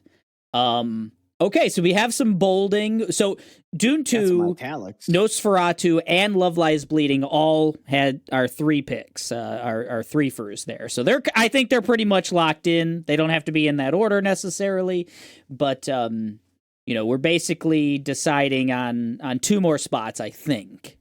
After Dune 2, Nosferatu, and Love Lies Bleeding. We've got Deadpool and Wolverine bolded. We've got Civil War bolded. And we got Beetlejuice bolded. The bolding doesn't have to lock something in. We can still get, a real pain in there. We could still get We Live in Time or Piece by Piece or Heretic or whatever. So let's do some debating here. I mean, obviously, I would love if Civil War was up there, but it doesn't need to be. I think about that movie often. Me too. I want it up there. At least move it above Deadpool and Wolverine for now. Huh? Okay. Think about it every day. Yeah, and I've never seen the movie. Good Lord. I mean, I know like Mike that doesn't list want. right there. I know Mike doesn't want Deadpool and Wolverine anywhere near this list, I don't. but I really don't. I'm becoming the biggest Saturday night defender. Yeah. No, I movies that almost made my 5 would be like Alien, Romulus, and Heretic. I thought were both very good. To me, Deadpool is poo poo. Wow. You know what? I enjoyed the first 2 Deadpools. I can kind of understand where Mike's coming from, though. Like, people who tend to, so before these movies came out, people who liked Deadpool, man, they were hard to be around. Imagine you're in the Purdue Calumet game room. Oh, God. Picture as this. I do every day. Deadpool's mentioned. Oh, God. I'm just out of there, man. Even if I'm on like the best run of Metal Slug I've had, and I'm out of there, bro. A5er out of there. Right. A5er's gone. I mean, someone threw out Heretic as being within. Yeah, it was also just outside of my top 5 as well. That is Mr. Reed got our character of the year. If you didn't see Day 2, great movie. Oh, yeah, that's fair. Really, really, really good movie. I would feel perfectly fine with that one in the list. I'm already eating good here. Dune 2, Love Lies Bleeding, and Civil War. If those make the final cut, that's 3 for me, baby. So, I'm good. I'm eating good in the neighborhood. I am super indifferent on this We list. didn't watch A Real Pain by the time this list was made. I feel like it was good. I enjoyed that Besides movie. me and Tomas watching the Beetlejuice The Beetlejuice. Who else watched it? We got opinions. We got feelings I've about seen it. it. We It's saw on the it. list. Yeah, we went to the Seen it. theaters. I and saw it. slept through 90% of that thing. Ah, so your opinion doesn't matter, is what you're saying. I got it. Ryan, I'm saying I it think, matters the most. I think you and I kind of nailed it. Like when we said, like, did we really need a Beetlejuice 2? That's true. Like, what was the point of this movie? Listen, I might not need Beetlejuice 2, but I need Michael Keaton again in my life. Okay, that's Really? all that mattered. Oh, he's around. I want Don't Birdman worry. too. Man at You know, best. Oh god. Birdman too. He's around working at your local Bed Bath and Beyond. Yeah. Yes. Mike, Don't did you go know he chasing was in waterfalls. Call of Duty? I Yeah, did. I apparently. did know that. Oh. I would rather Deadpool over Beetlejuice if we had to pick between those two, and it doesn't seem like we agree on those two. Which hill do you want to die on, Mike? Whoa, Man, whoa, why whoa, can't we whoa. get a good movie in our top 5? Heretic is my pick, so I'm all for putting it up They there. were both fabulous movies.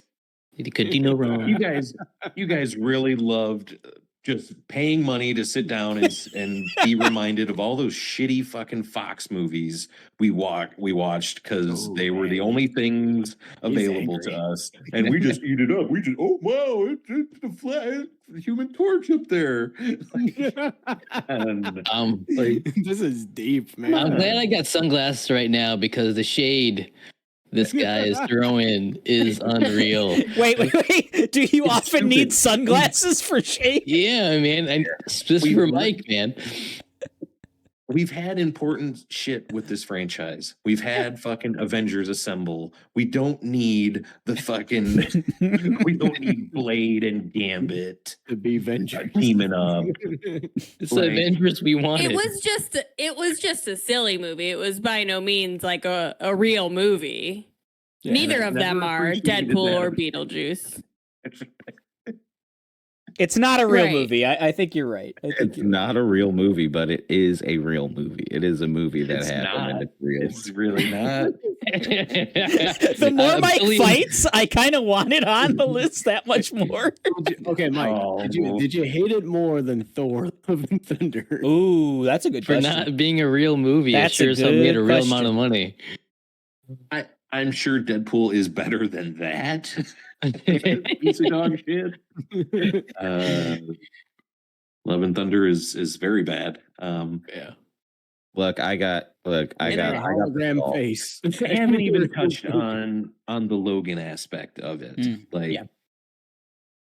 that shit mattered to me. Oh. Right? Hugh Jackman hanging it up meant something to me, and for him to Mm. take this payday, Mm, you know, just to put on the yellow and blue, like to give, mm. Ooh. to give some more, like, oh, I've seen that on a comic book cover. I've seen that on a comic. I can't stand it, but I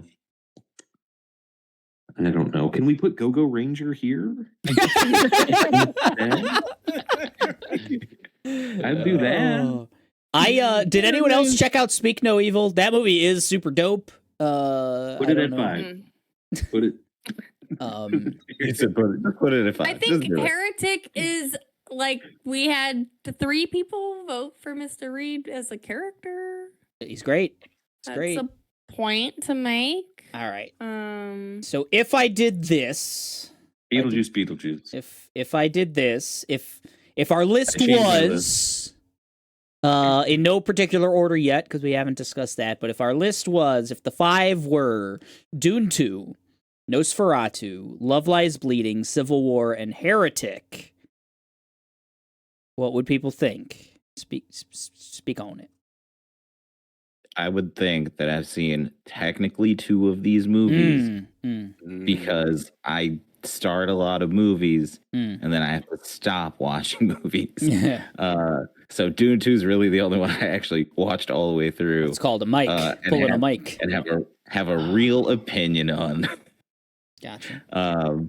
So I'm fully not upset with that list. Yeah, man. I just got felt like including movies that I actually finished, not because of quality, but because I have a full view Yeah. opinion of it. No, I get you, dog. Tomas Yeah, as maybe like the furthest out. I got no horse in this race, brother. I just enjoy. I've been enjoying watching Mike's meltdown over Deadpool and Wolverine. I don't know. He was cooking. I've technically seen Beetlejuice, but again, I'm like, who is this movie made for? I mean, I It's made can't for get us, away. Tomas. It's made for I us. can't get away from that argument. Like, who asked for this? Why is it being made so many years after? Did everybody just need a paycheck? I don't know. Like, don't get me wrong. Like, I had fun watching it, but you know, It's a hot topic, psyop. it comes back to why. But look, we gotta go by the rules. It was bolded. One of them's gotta stay. I unbolded Beetlejuice. I referred to the name of the podcast. I'm kidding. Real talk. I am not beholden to either of them. So if we're gonna leave both of them, I don't care. I already got a couple up there that I'm happy with. So if you want to bring another one into the mix, that's good. But which one is it though, and why? I want to know why. Here's my question. Which one would y'all recommend that I see first out of the rest of them? Ooh. That's a good question. I think you dig Heretic. I think Tomas would dig Heretic. Am I right on that one? Hugh Grant was in that? Hugh Grant, yeah, is I great. haven't seen that guy in years.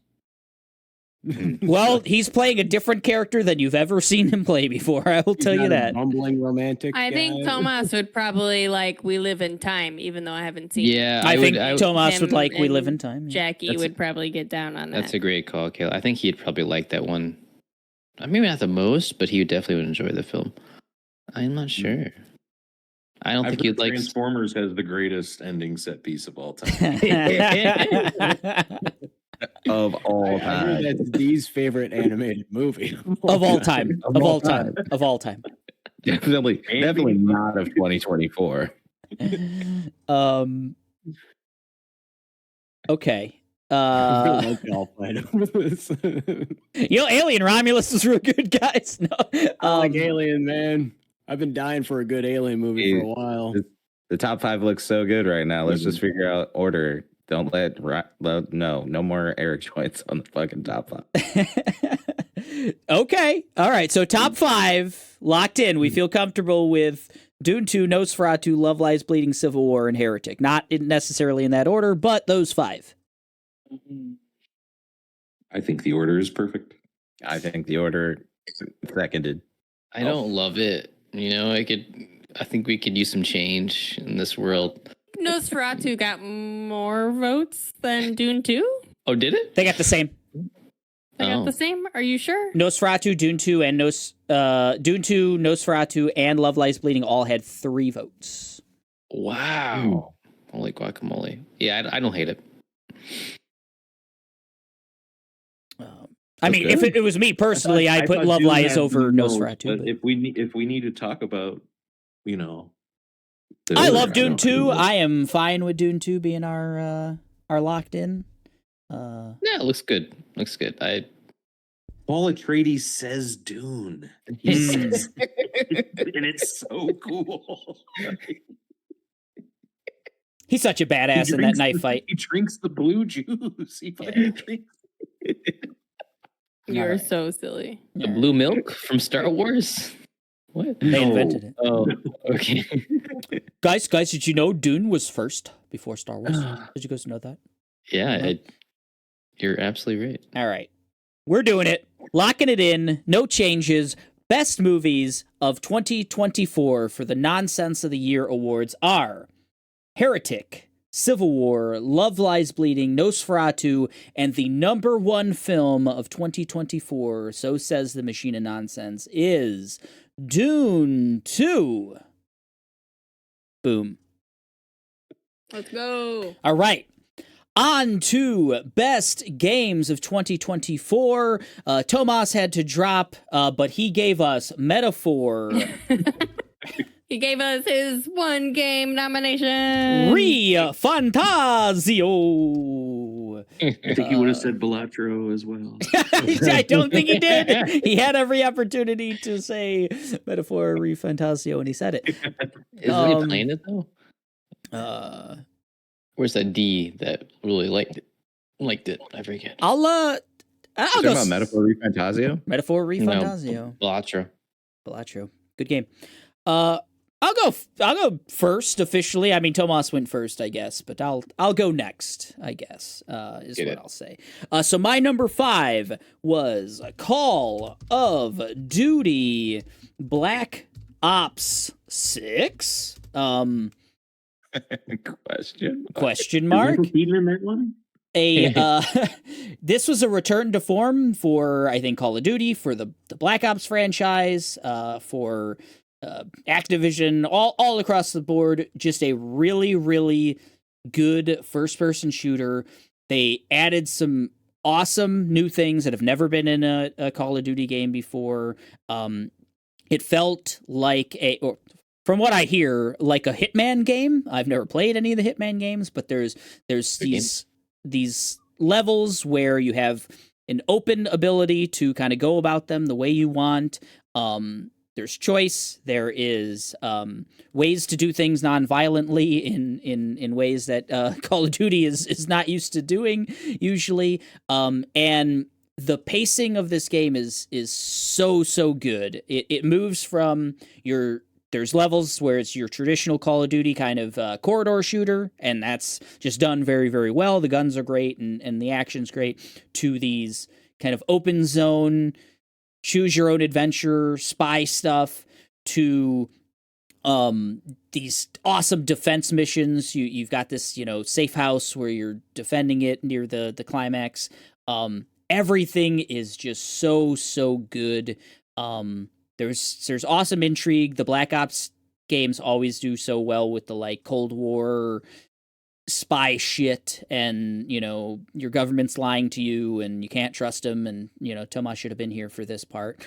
But no, just an all-timer Call of Duty game. As much as there's a billion of them, it's really, really good. And it was on Game Pass.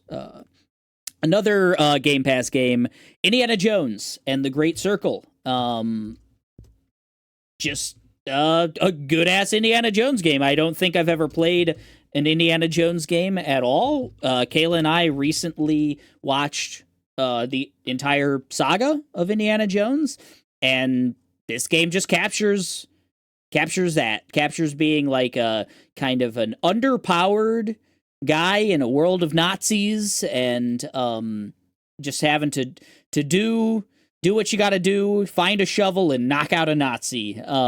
Its take on combat is really cool. A lot of hand-to-hand stuff, a lot of improvised, just pick up what's there, throw it, run away, try not to even get into combat if you can. The exploration's really cool. It looks great.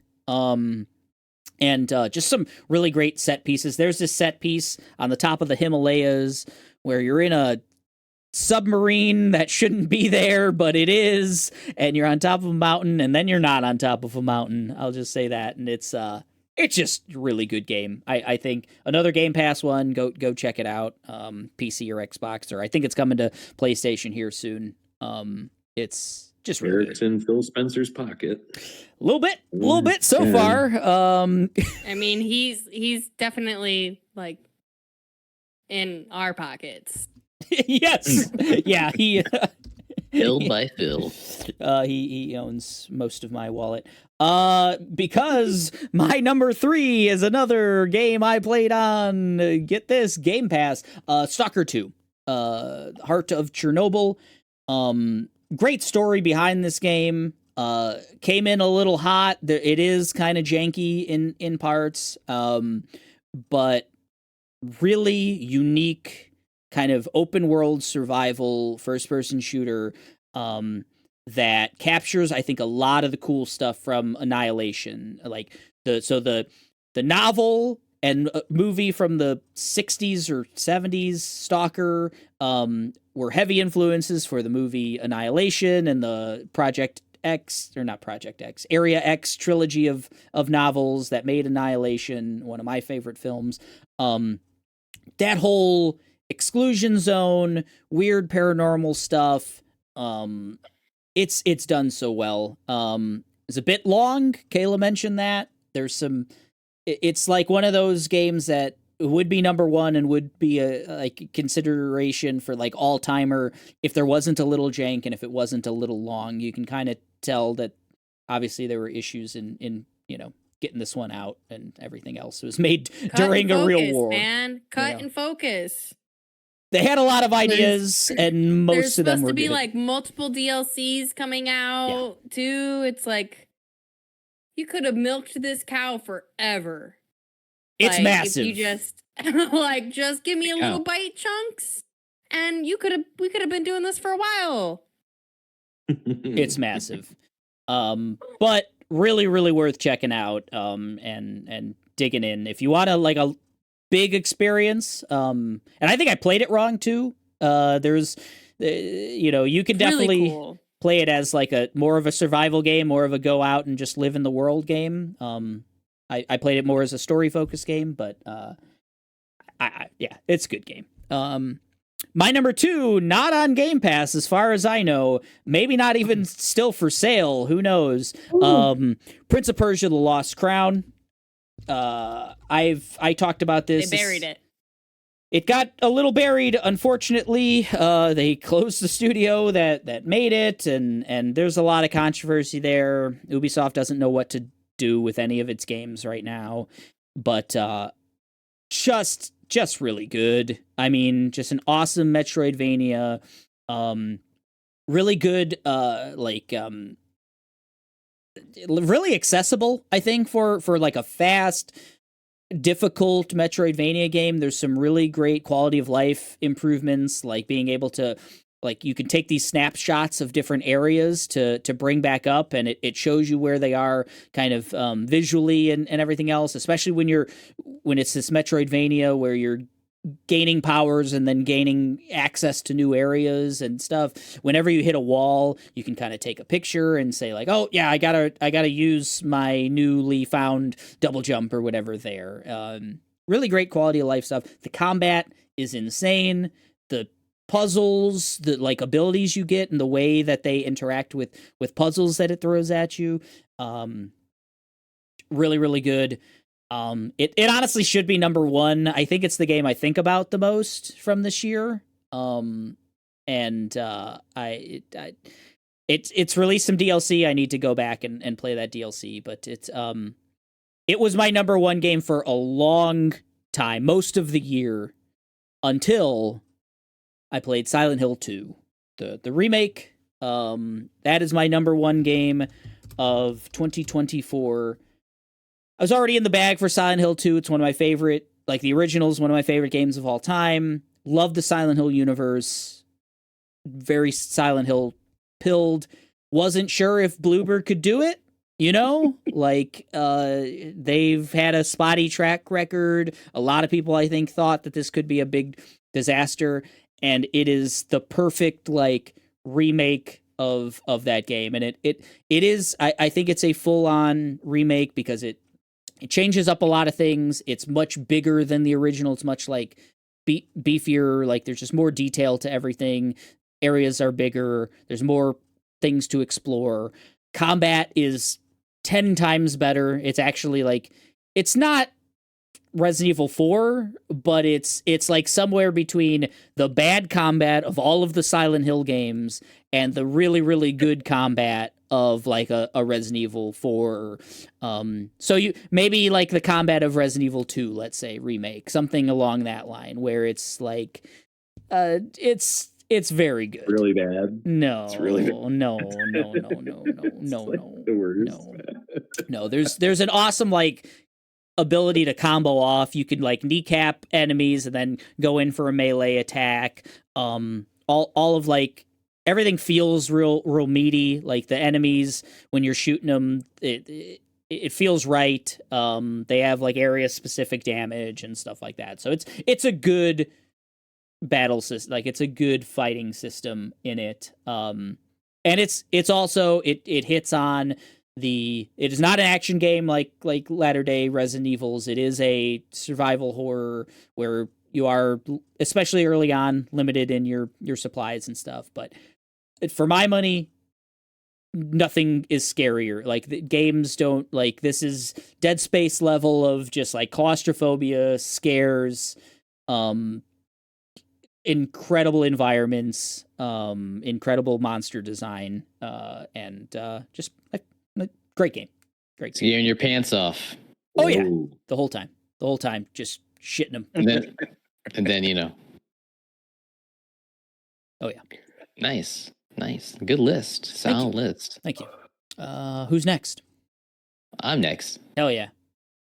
None of those that you just mentioned are in my list. Oh well, So, you know, taste. Am I right?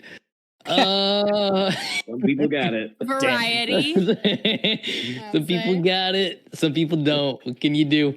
I'm gonna start from the bottom. Okay, boys are back. Some anime bullshit. Back again. Helldivers 2, Tell a Friend. Oh yeah, Helldivers too. What a joy to play. Yeah. You know, Gotta like get just back in. couch co-op, online co-op, hanging out with the homies, shooting some aliens. Yeah, you know, some robots, making some jokes about Earth, Super Earth, really kind of tongue-in-cheek on all that. I don't need to say much else about it. It's just probably one of the best times I had a long time playing a game with the friends and just, you know, not too competitive, just trying to get off this fucking planet and do some objectives, you know? Not much else to say about it. I love Fun that game. it's a game that we've all, like everyone on this call right now, I has know, played and it that's why together. I It's had great. to put it on the list because it was just good times. I still love the game. Still drop in if people want to play. Wasn't game of the year, but it was up there for me. It was a lot of fun. I think a lot of games are kind of missing that element, you know, in this day and age. For all my SOBs out there, number 4. It's a joke from the Game Awards, by the way, because it sounds like when they won the Game Award, Game of the Year, it sounds like he said all my fellow SOBs out there. Right. Right. Astrobot, what you know, picking up the gauntlets. You know, waiting for Mario to enter the ring. I think I don't know what they're going to do next, but this game was a joy, nostalgia trip. Brought me back to a kid, you know, Christmas Day, opening up his presents the first time. You know, just really wanting that one gift he's asking for all year. Astrobot, man, what a fucking game! What a experience! What a joy of playing a video. Just brought me the joy of playing a video game back to me again. Hell yeah. This game probably have the most hours in. Ooh. Marvel Rivals. Oh, nice.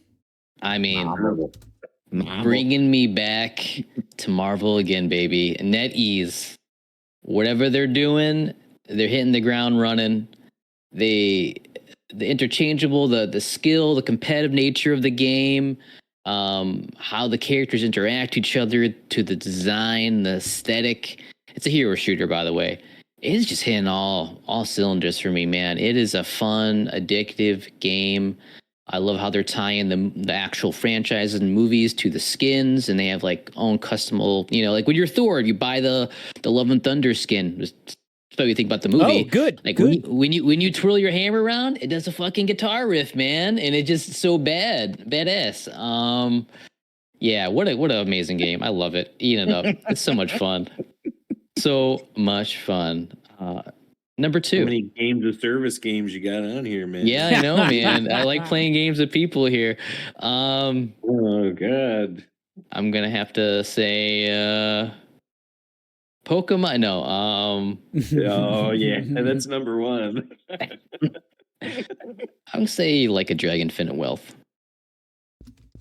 Yeah, what a game. It's a game. It's fun. They take it over the edge. They go above and beyond, bring a different take on the RPG element that's just fun. The gameplay is addicting. The characters are addicting. The new takes on just, you know, what it means to be Yakuza. It's just wacky. It's a wacky ass game. You're having a fun time with it. Number 1, I would probably have to say Pokemon. No. Man, Guild Wars 2, Janthir Wilds. Who would have guessed, right? Am I right? All right. I know no one has this on their list, but for me, it's a great fucking expansion. Live your truth, brother. Yeah, it's a fun MMO. I like playing games with people. What can I say? And this just brings people together. And I've been playing the game for 12 years. I might be a little biased at this point. But yeah, good story, good times, good combat systems. Been reiterating on the MMO genre for years now, and they just keep on doing it, man. That's also based on a Russian movie from the 70s, right? Yes, I think. yeah, If I remember with correctly. talking bears in it. Yeah, and okay, cool. They get a whole raid dedicated to. Yeah, that's my list. Oh, well, it's worked in the past. Let's see if it works again. D and then Kayla. I didn't go. Oh, Mike didn't go yet? Oh, God, I thought he. Oh, yeah, that's right. There's no bad games on this list yet. That's right. Mike, go next. I'm next? Yeah, okay. Why not? We'll get one bolded on this one. Ooh. My number 5 is Balatro, the indie hit of the year, roguelike, where you're just trying to make poker hands over and over, and those poker hands are going to interact with these Joker cards, these power-ups that you kind of get. So when you finish, your challenge, you get some money, and then there's a shop afterwards, and you're kind of, buying new Jokers or buying new cards to add to your deck and stuff like that. And really fun, really addictive. One of those games like I could do one more, I can play one more. And really enjoyed it. Really big fan. Number 4 is Neva. Nice. Just a gorgeous game. Just the art alone, I had to have it on my list. Beautiful, beautiful stuff. Very, very Ghibli inspired, of course. But I don't know, what they do with it is awe-inspiring at times. And then there's fun puzzle and 2D combat mixed in there as well. I think the game they did before this, Gree, with no combat at all, I don't think, just more puzzle platformer, and this one did a good job of adding a 2D Dark Souls-ish kind of combat, where you're just like this Mononoke warrior, girl warrior, and you have a wolf companion named Neva, and the game works in seasons. You start like in the winter, I think. Sounds right. When Neva is a puppy, and as the seasons go on, she gets bigger and she can do more things. There's more mechanics added on with Neva, and man, just a fun ride. Very short game, and really loved it all the way through. Nice. My number 3, Game Pass joint. Oh shit. Kunitsugami, Path of the Goddess.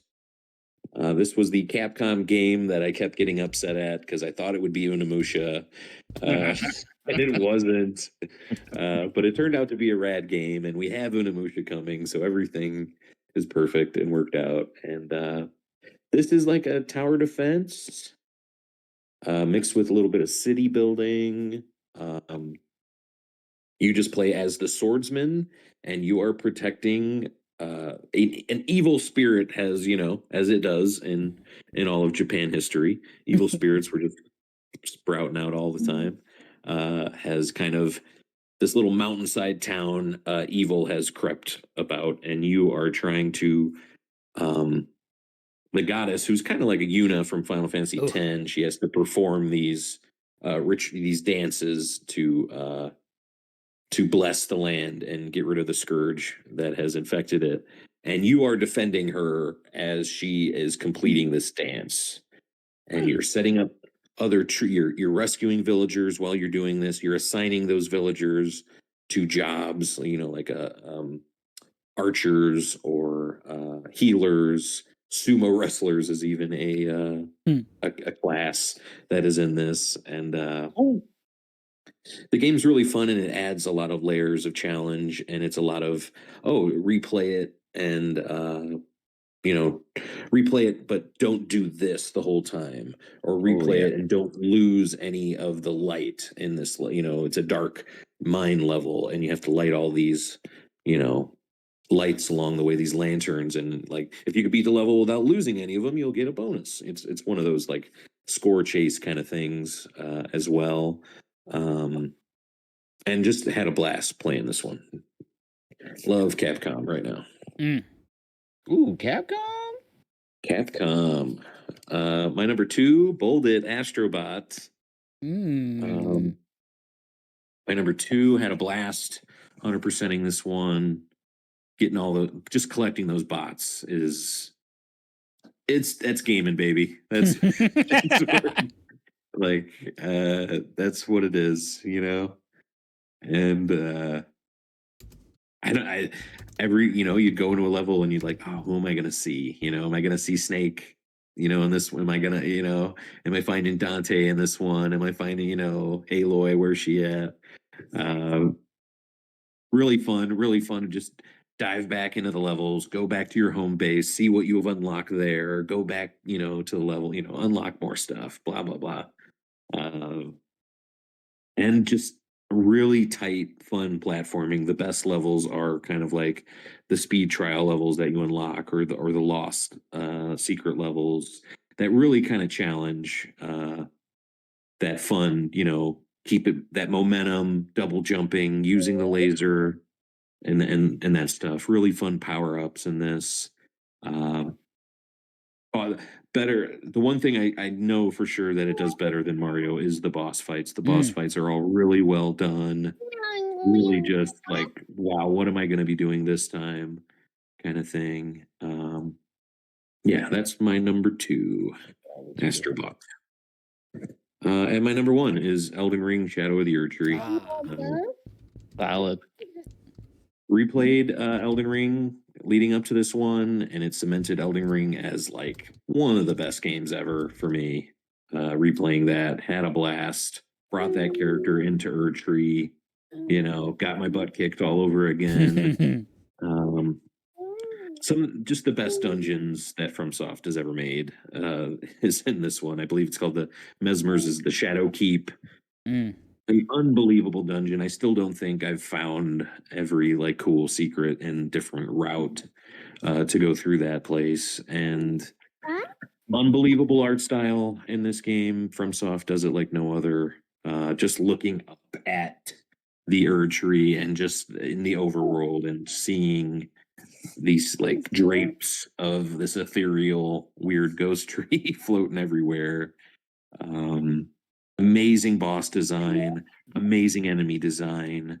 The way the map is kind of stacked onto itself in this one is really cool. Harkens back to like Dark Souls and Demon Souls before. Elden Ring is just kind of a big, huge, flat, like expansive map that keeps going on. And this is more of that little clockwork kind of world that's all on top of, like, layered on top of each other. And unbelievable game. I never finished it. I never finished Radon at the end. But I didn't care. It was an unbelievable journey getting to him, and kicked my ass. So one point for Miyazaki on that one. What a game. Yeah, that is my list. I love it. Also Solid, kicked my man. ass. I need to go back and I need to see if I can beat him now that they nerfed him. No, I did not. I did not beat him. He was the one boss I did not beat, and possibly that's the reason why I didn't put it on my list. I don't know. Dang, sore loser. It did leave a poor taste in my mouth. I was just like, okay, whatever. I missed out on one cutscene or something. I got to explore this amazing map, find these amazing weapons, these amazing, accessories and things that added to my build. And what what a joy! Getting a FromSoft game is like Christmas for me. Can't wait to see what they do next. Night Rain. Night Rain. Well, they're not doing. Yeah, I think that's more of a Miyazaki hands off kind of thing. Maybe we'll see. We'll see how that goes. Ryan can put it on his list this year because he likes to play with friends. You know. Yeah. uh, Got him. D, you up next? Yeah, I'm up next. It's me. Let's do it. Hey, for real this time. Go ahead and bold metaphor refantasio. Mm-hmm. Okay, go ahead and bold Helldivers 2. Hey. Okay, chill. It's okay. You're right. Yeah. I lost it when Helldivers 2 was announced. You're right. Sorry. Go ahead and bold Balatro. Ooh. Ooh. Man, all these spots getting filled in now. I thought we were gonna have a chance to get Silent Hill on there or something. We'll get it. I still get to go. Yeah, Caleb's There you go. There you go. It's just so far it's just me. It's not that big. What was the other one? What was that? 1, 2, 3. And then I guess really my only other one that I've been playing kind of nonstop since the beginning of the year is Zenless Zone Zero. Yeah, you have. Oh. Game of the year, am I right? ZZZ? It is unironically my game of the year. I want to look. I really do. I really want to be like, nah, I had more fun playing, Helldivers 2 with the boys, or really just getting into metaphors, like everything about metaphor, which was also so fucking good. But there's just like so many games I didn't get my hands on because like I just didn't have like the consistent back-to-back hours to just melt into these games. And I could just keep picking it up every day. I could just pick it up, just play a little bit, get my little action game fix for the day, and then I could play something else. But I just kept coming back to it a lot, and then I started playing the story missions a lot, and then I found myself doing all the extra content, and trying to level up everybody and all that, and I don't know. I had a lot of fun with it. It's obviously in my lane as far as like aesthetics and stuff. But it really just kind of had like a lot more polish on it than I thought going into it. And I don't know. That's my favorite thing this year, guys. That was my favorite thing. But I really love Balatro, like a lot. Thank you for recommending it. I haven't stopped playing that. The moment you guys were like, no, seriously, play Balatro, I haven't stopped. Hell yeah. You're playing on phone? Oh yeah. Mobile gamer over here, man. Wow. We're a Switch household over here. Balatro Switch household. Well, Anita's playing Fae Farm on the Switch, so I had to pick a different mobile solution. There you go. Kayla's been reading about some Fae Farms, right? Am I right, Kayla? Yep. Yeah. All right. That's a joke. That's a joke for no one. Kayla, you get to round out our best games. I need to know more about these Fae Farms. They're usually slaves. But well. Anyways, let me go back to my list here. All right, best video games. Number 5, I have Helldivers 2. Oh, locked in. Number 4, I have Indiana Jones and the Great Circle. Hell yeah. Game. It's a lot of fun. That's right up my alley, man. Right up my alley. I don't even like Harrison Ford, and I liked it. The original Nathan Drake, I love punching Nazis. Hello. I'm gonna add a new thing. Hell here. yeah. Add it up. Black Myth Wukong. Yeah. Surprisingly, not on the list yet. Oh, A lot of fun. Really cool. Gonna read that book one day, maybe. It's Yeah, on my just- Goodreads list. I It's didn't. all I didn't off finish that TBR. one. I didn't finish that one, Kayla. Lot of fun. Good game. Yeah, go back. Try it out. Number 2, Silent Hill 2. Mm. You know, again, Darn. right up my alley. My favorite game of the year was Astrobot. yeah. Astrobot. Yeah. Astrobot.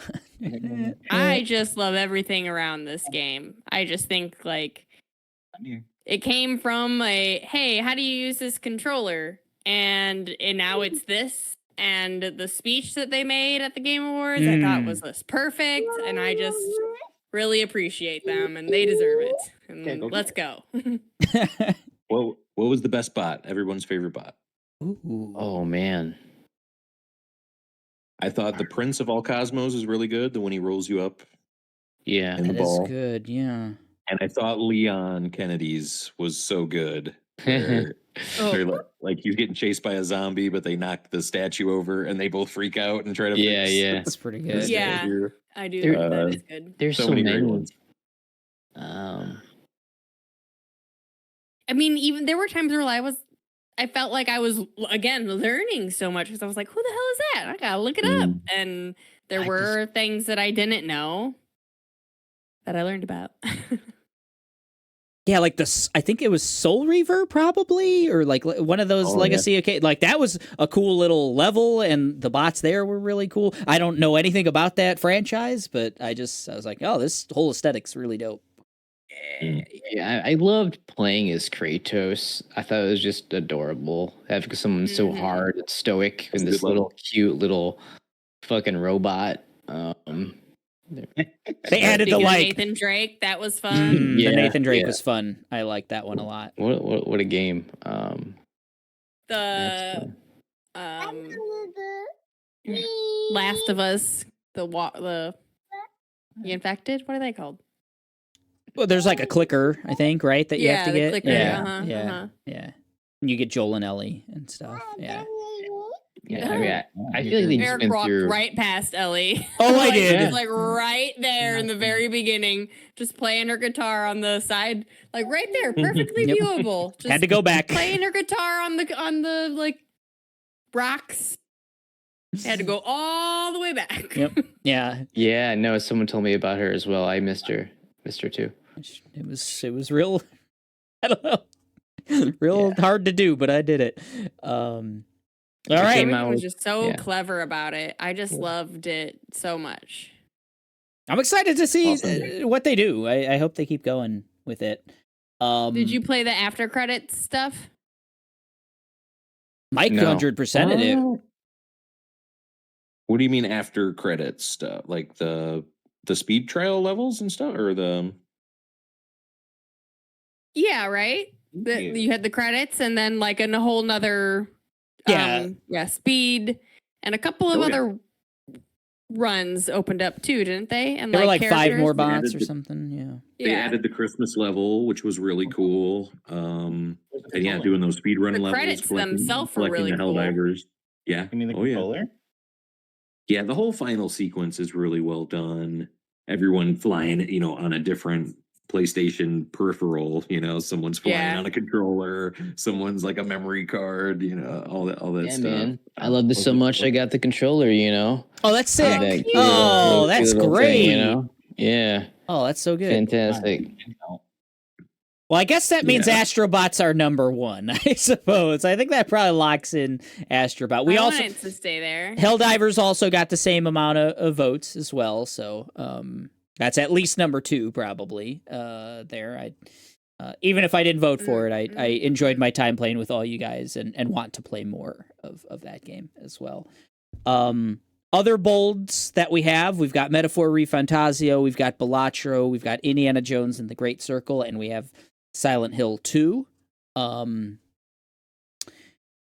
Balatro's real good. It should probably make this list. I'll feel bad if Balatro, I think, didn't make this list. It was a Let's late move it up. entry for me and Kayla, but it became like a our morning like workouts. We play Balatro. Like yeah. It's fun. And it makes like some time on the stationary bike just Fly by. just Yeah. Oh yeah. fly by. So, give it here. Good game. I'm liking Metaphor for number 4. And then I don't know. I guess it'd be up to debate between you guys with Indiana Jones and Silent Hill because I didn't vote for either of those. Is D, I'll ask you about Metaphor. If I've never played a Persona game ever, and generally I've been against them. I've been not interested. Is Metaphor the one to like break in to that franchise, even though it's not an actual Persona game, but like it's close. I mean, it is its own starting point. There's a lot of like their gaming theory in it. Like there's a lot of the recognizable sort of like Final Fantasy isms, as I like to call them, where you're like, oh, that character is because it's this studio, so they're gonna have that character, snuck in there. So I think as far as it being like this really unique sort of take on their formula and kind of encapsulating everything and leaving out all the there you go. You got it? Okay. Awesome. And then just kind of leaving out all of the stuff that people kind of technically have said in the past they can do without. It's still a chonky game. I would say, like, because I know you have messed with Final Fantasies and other JRPGs, that you would have a good time with it, honestly. It's a very involved game, in the sense of like the story is really like a driving factor in those first like 40 hours of the game. Like really, really drives the story along, but it doesn't feel like it. It really does kind of carry you through all of the things that you're going to need to know to do. And then by the time it sets you like off into the world to, figure out the solution to the problem on your own, like you're well equipped, and then you're still leveling up and getting new moves and magic and skills and like meeting new NPCs still. Like it really does feel like a complete package. I don't know. I could gas it up a few more minutes if I had to. I mean, after watching Villain Saga with you, Eric, and kind of like hearing what your tastes are and like what kind of perked your ears up, so to speak, I think you would enjoy Metaphor a lot with just the politics of it all. I guess opposed to anything else. I think you guys might be right. Yeah. Yeah. If you were to start, I think this would probably be your game. And Make Metaphor is great again. Yeah. So it should be on the list. I guess I don't know. Yeah, I think why I my think personal tastes matter, but I think we just have to pick between Indiana Jones and Silent Hill. And Kunitsugami, right? Yeah, everyone loved that game. What the hell? What the hell, guys? Is there anything non-bolded that like someone feels incredible about? Also go for like Neva or Prince of Persia. Right. I feel. Yeah, They're definitely on my honorable mentions that didn't make my list. Black Myth Wukong, if you had to rate it compared to a side-by-side comparison to like a Souls-like game, how does it hold up? It's easier. It's faster and it's easier, I would say, because it like way more story driven. Okay. Yes, yeah. It's easier to I think wrap my head around as Terrible well. game. It's the combat It's not bad. is so fast and like frantic and stuff. It's got some Souls-like elements to it. It's definitely taking inspiration, but it's easier because you're not losing progress in ways that you can in Souls games. You're constantly making progress. There's like save points. Yeah, but it's really good. I mean, it looks better than all of them except Elden Ring. It's a beautiful game. Elden Ring is right up there, though. Elden Ring's a beautiful game too. So I couldn't.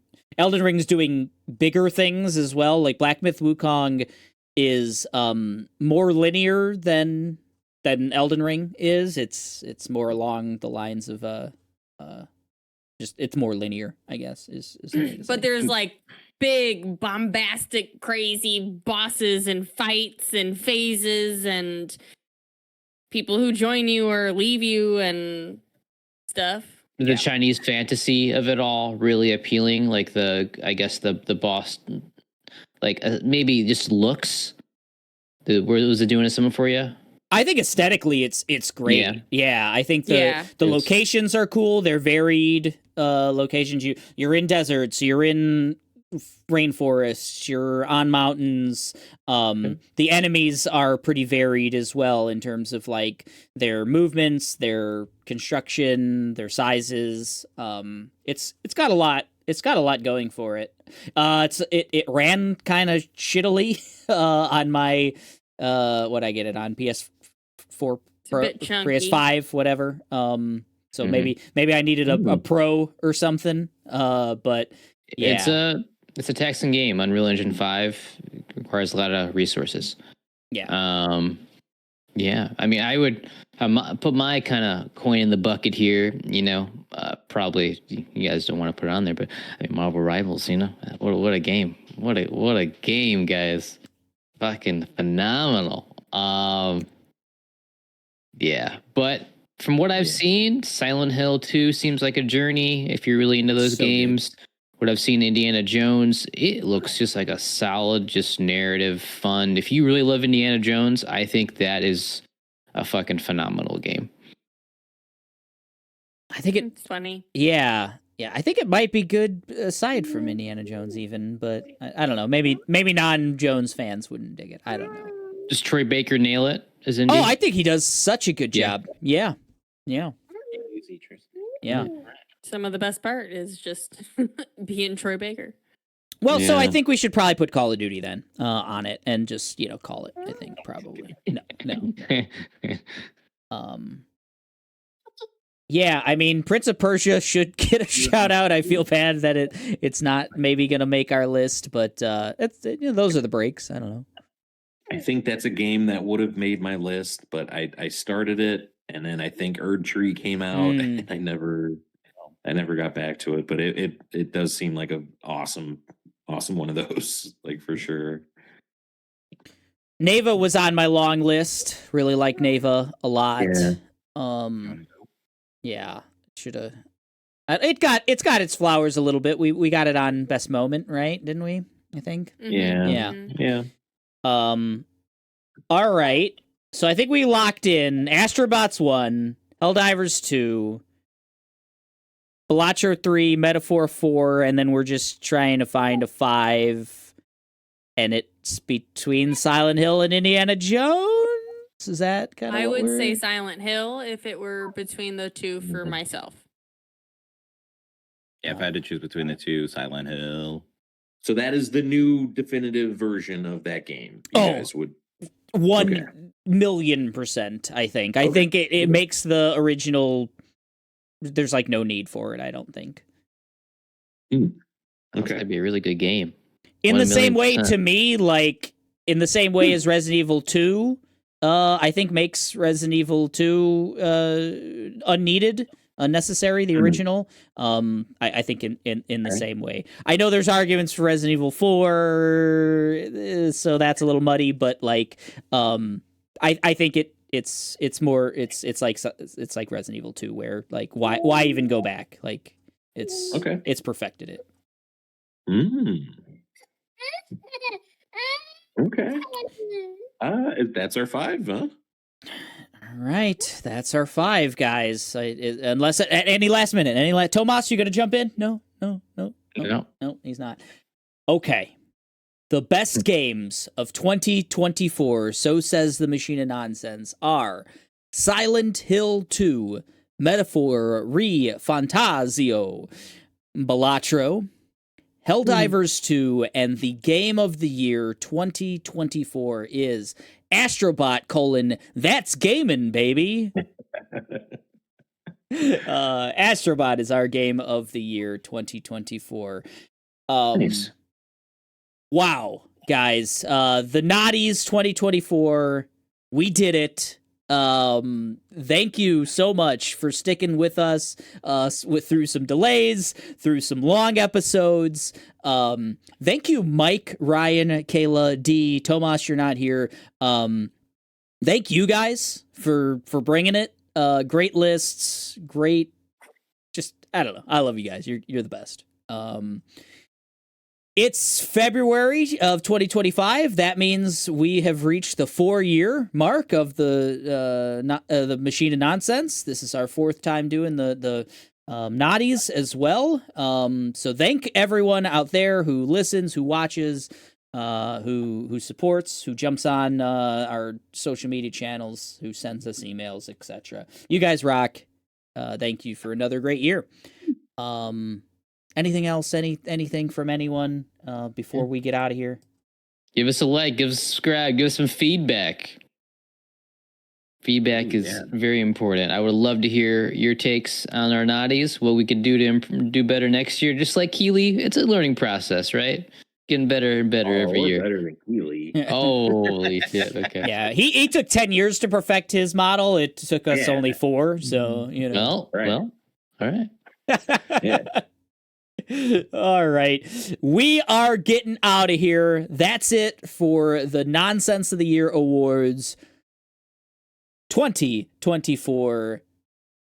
Thank you so much for listening.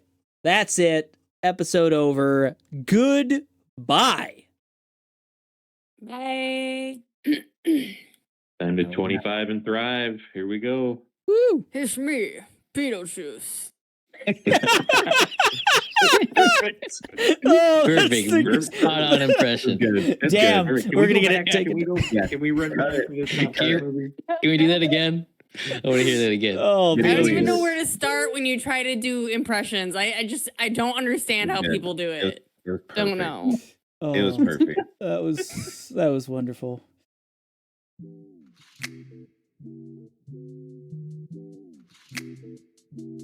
Thank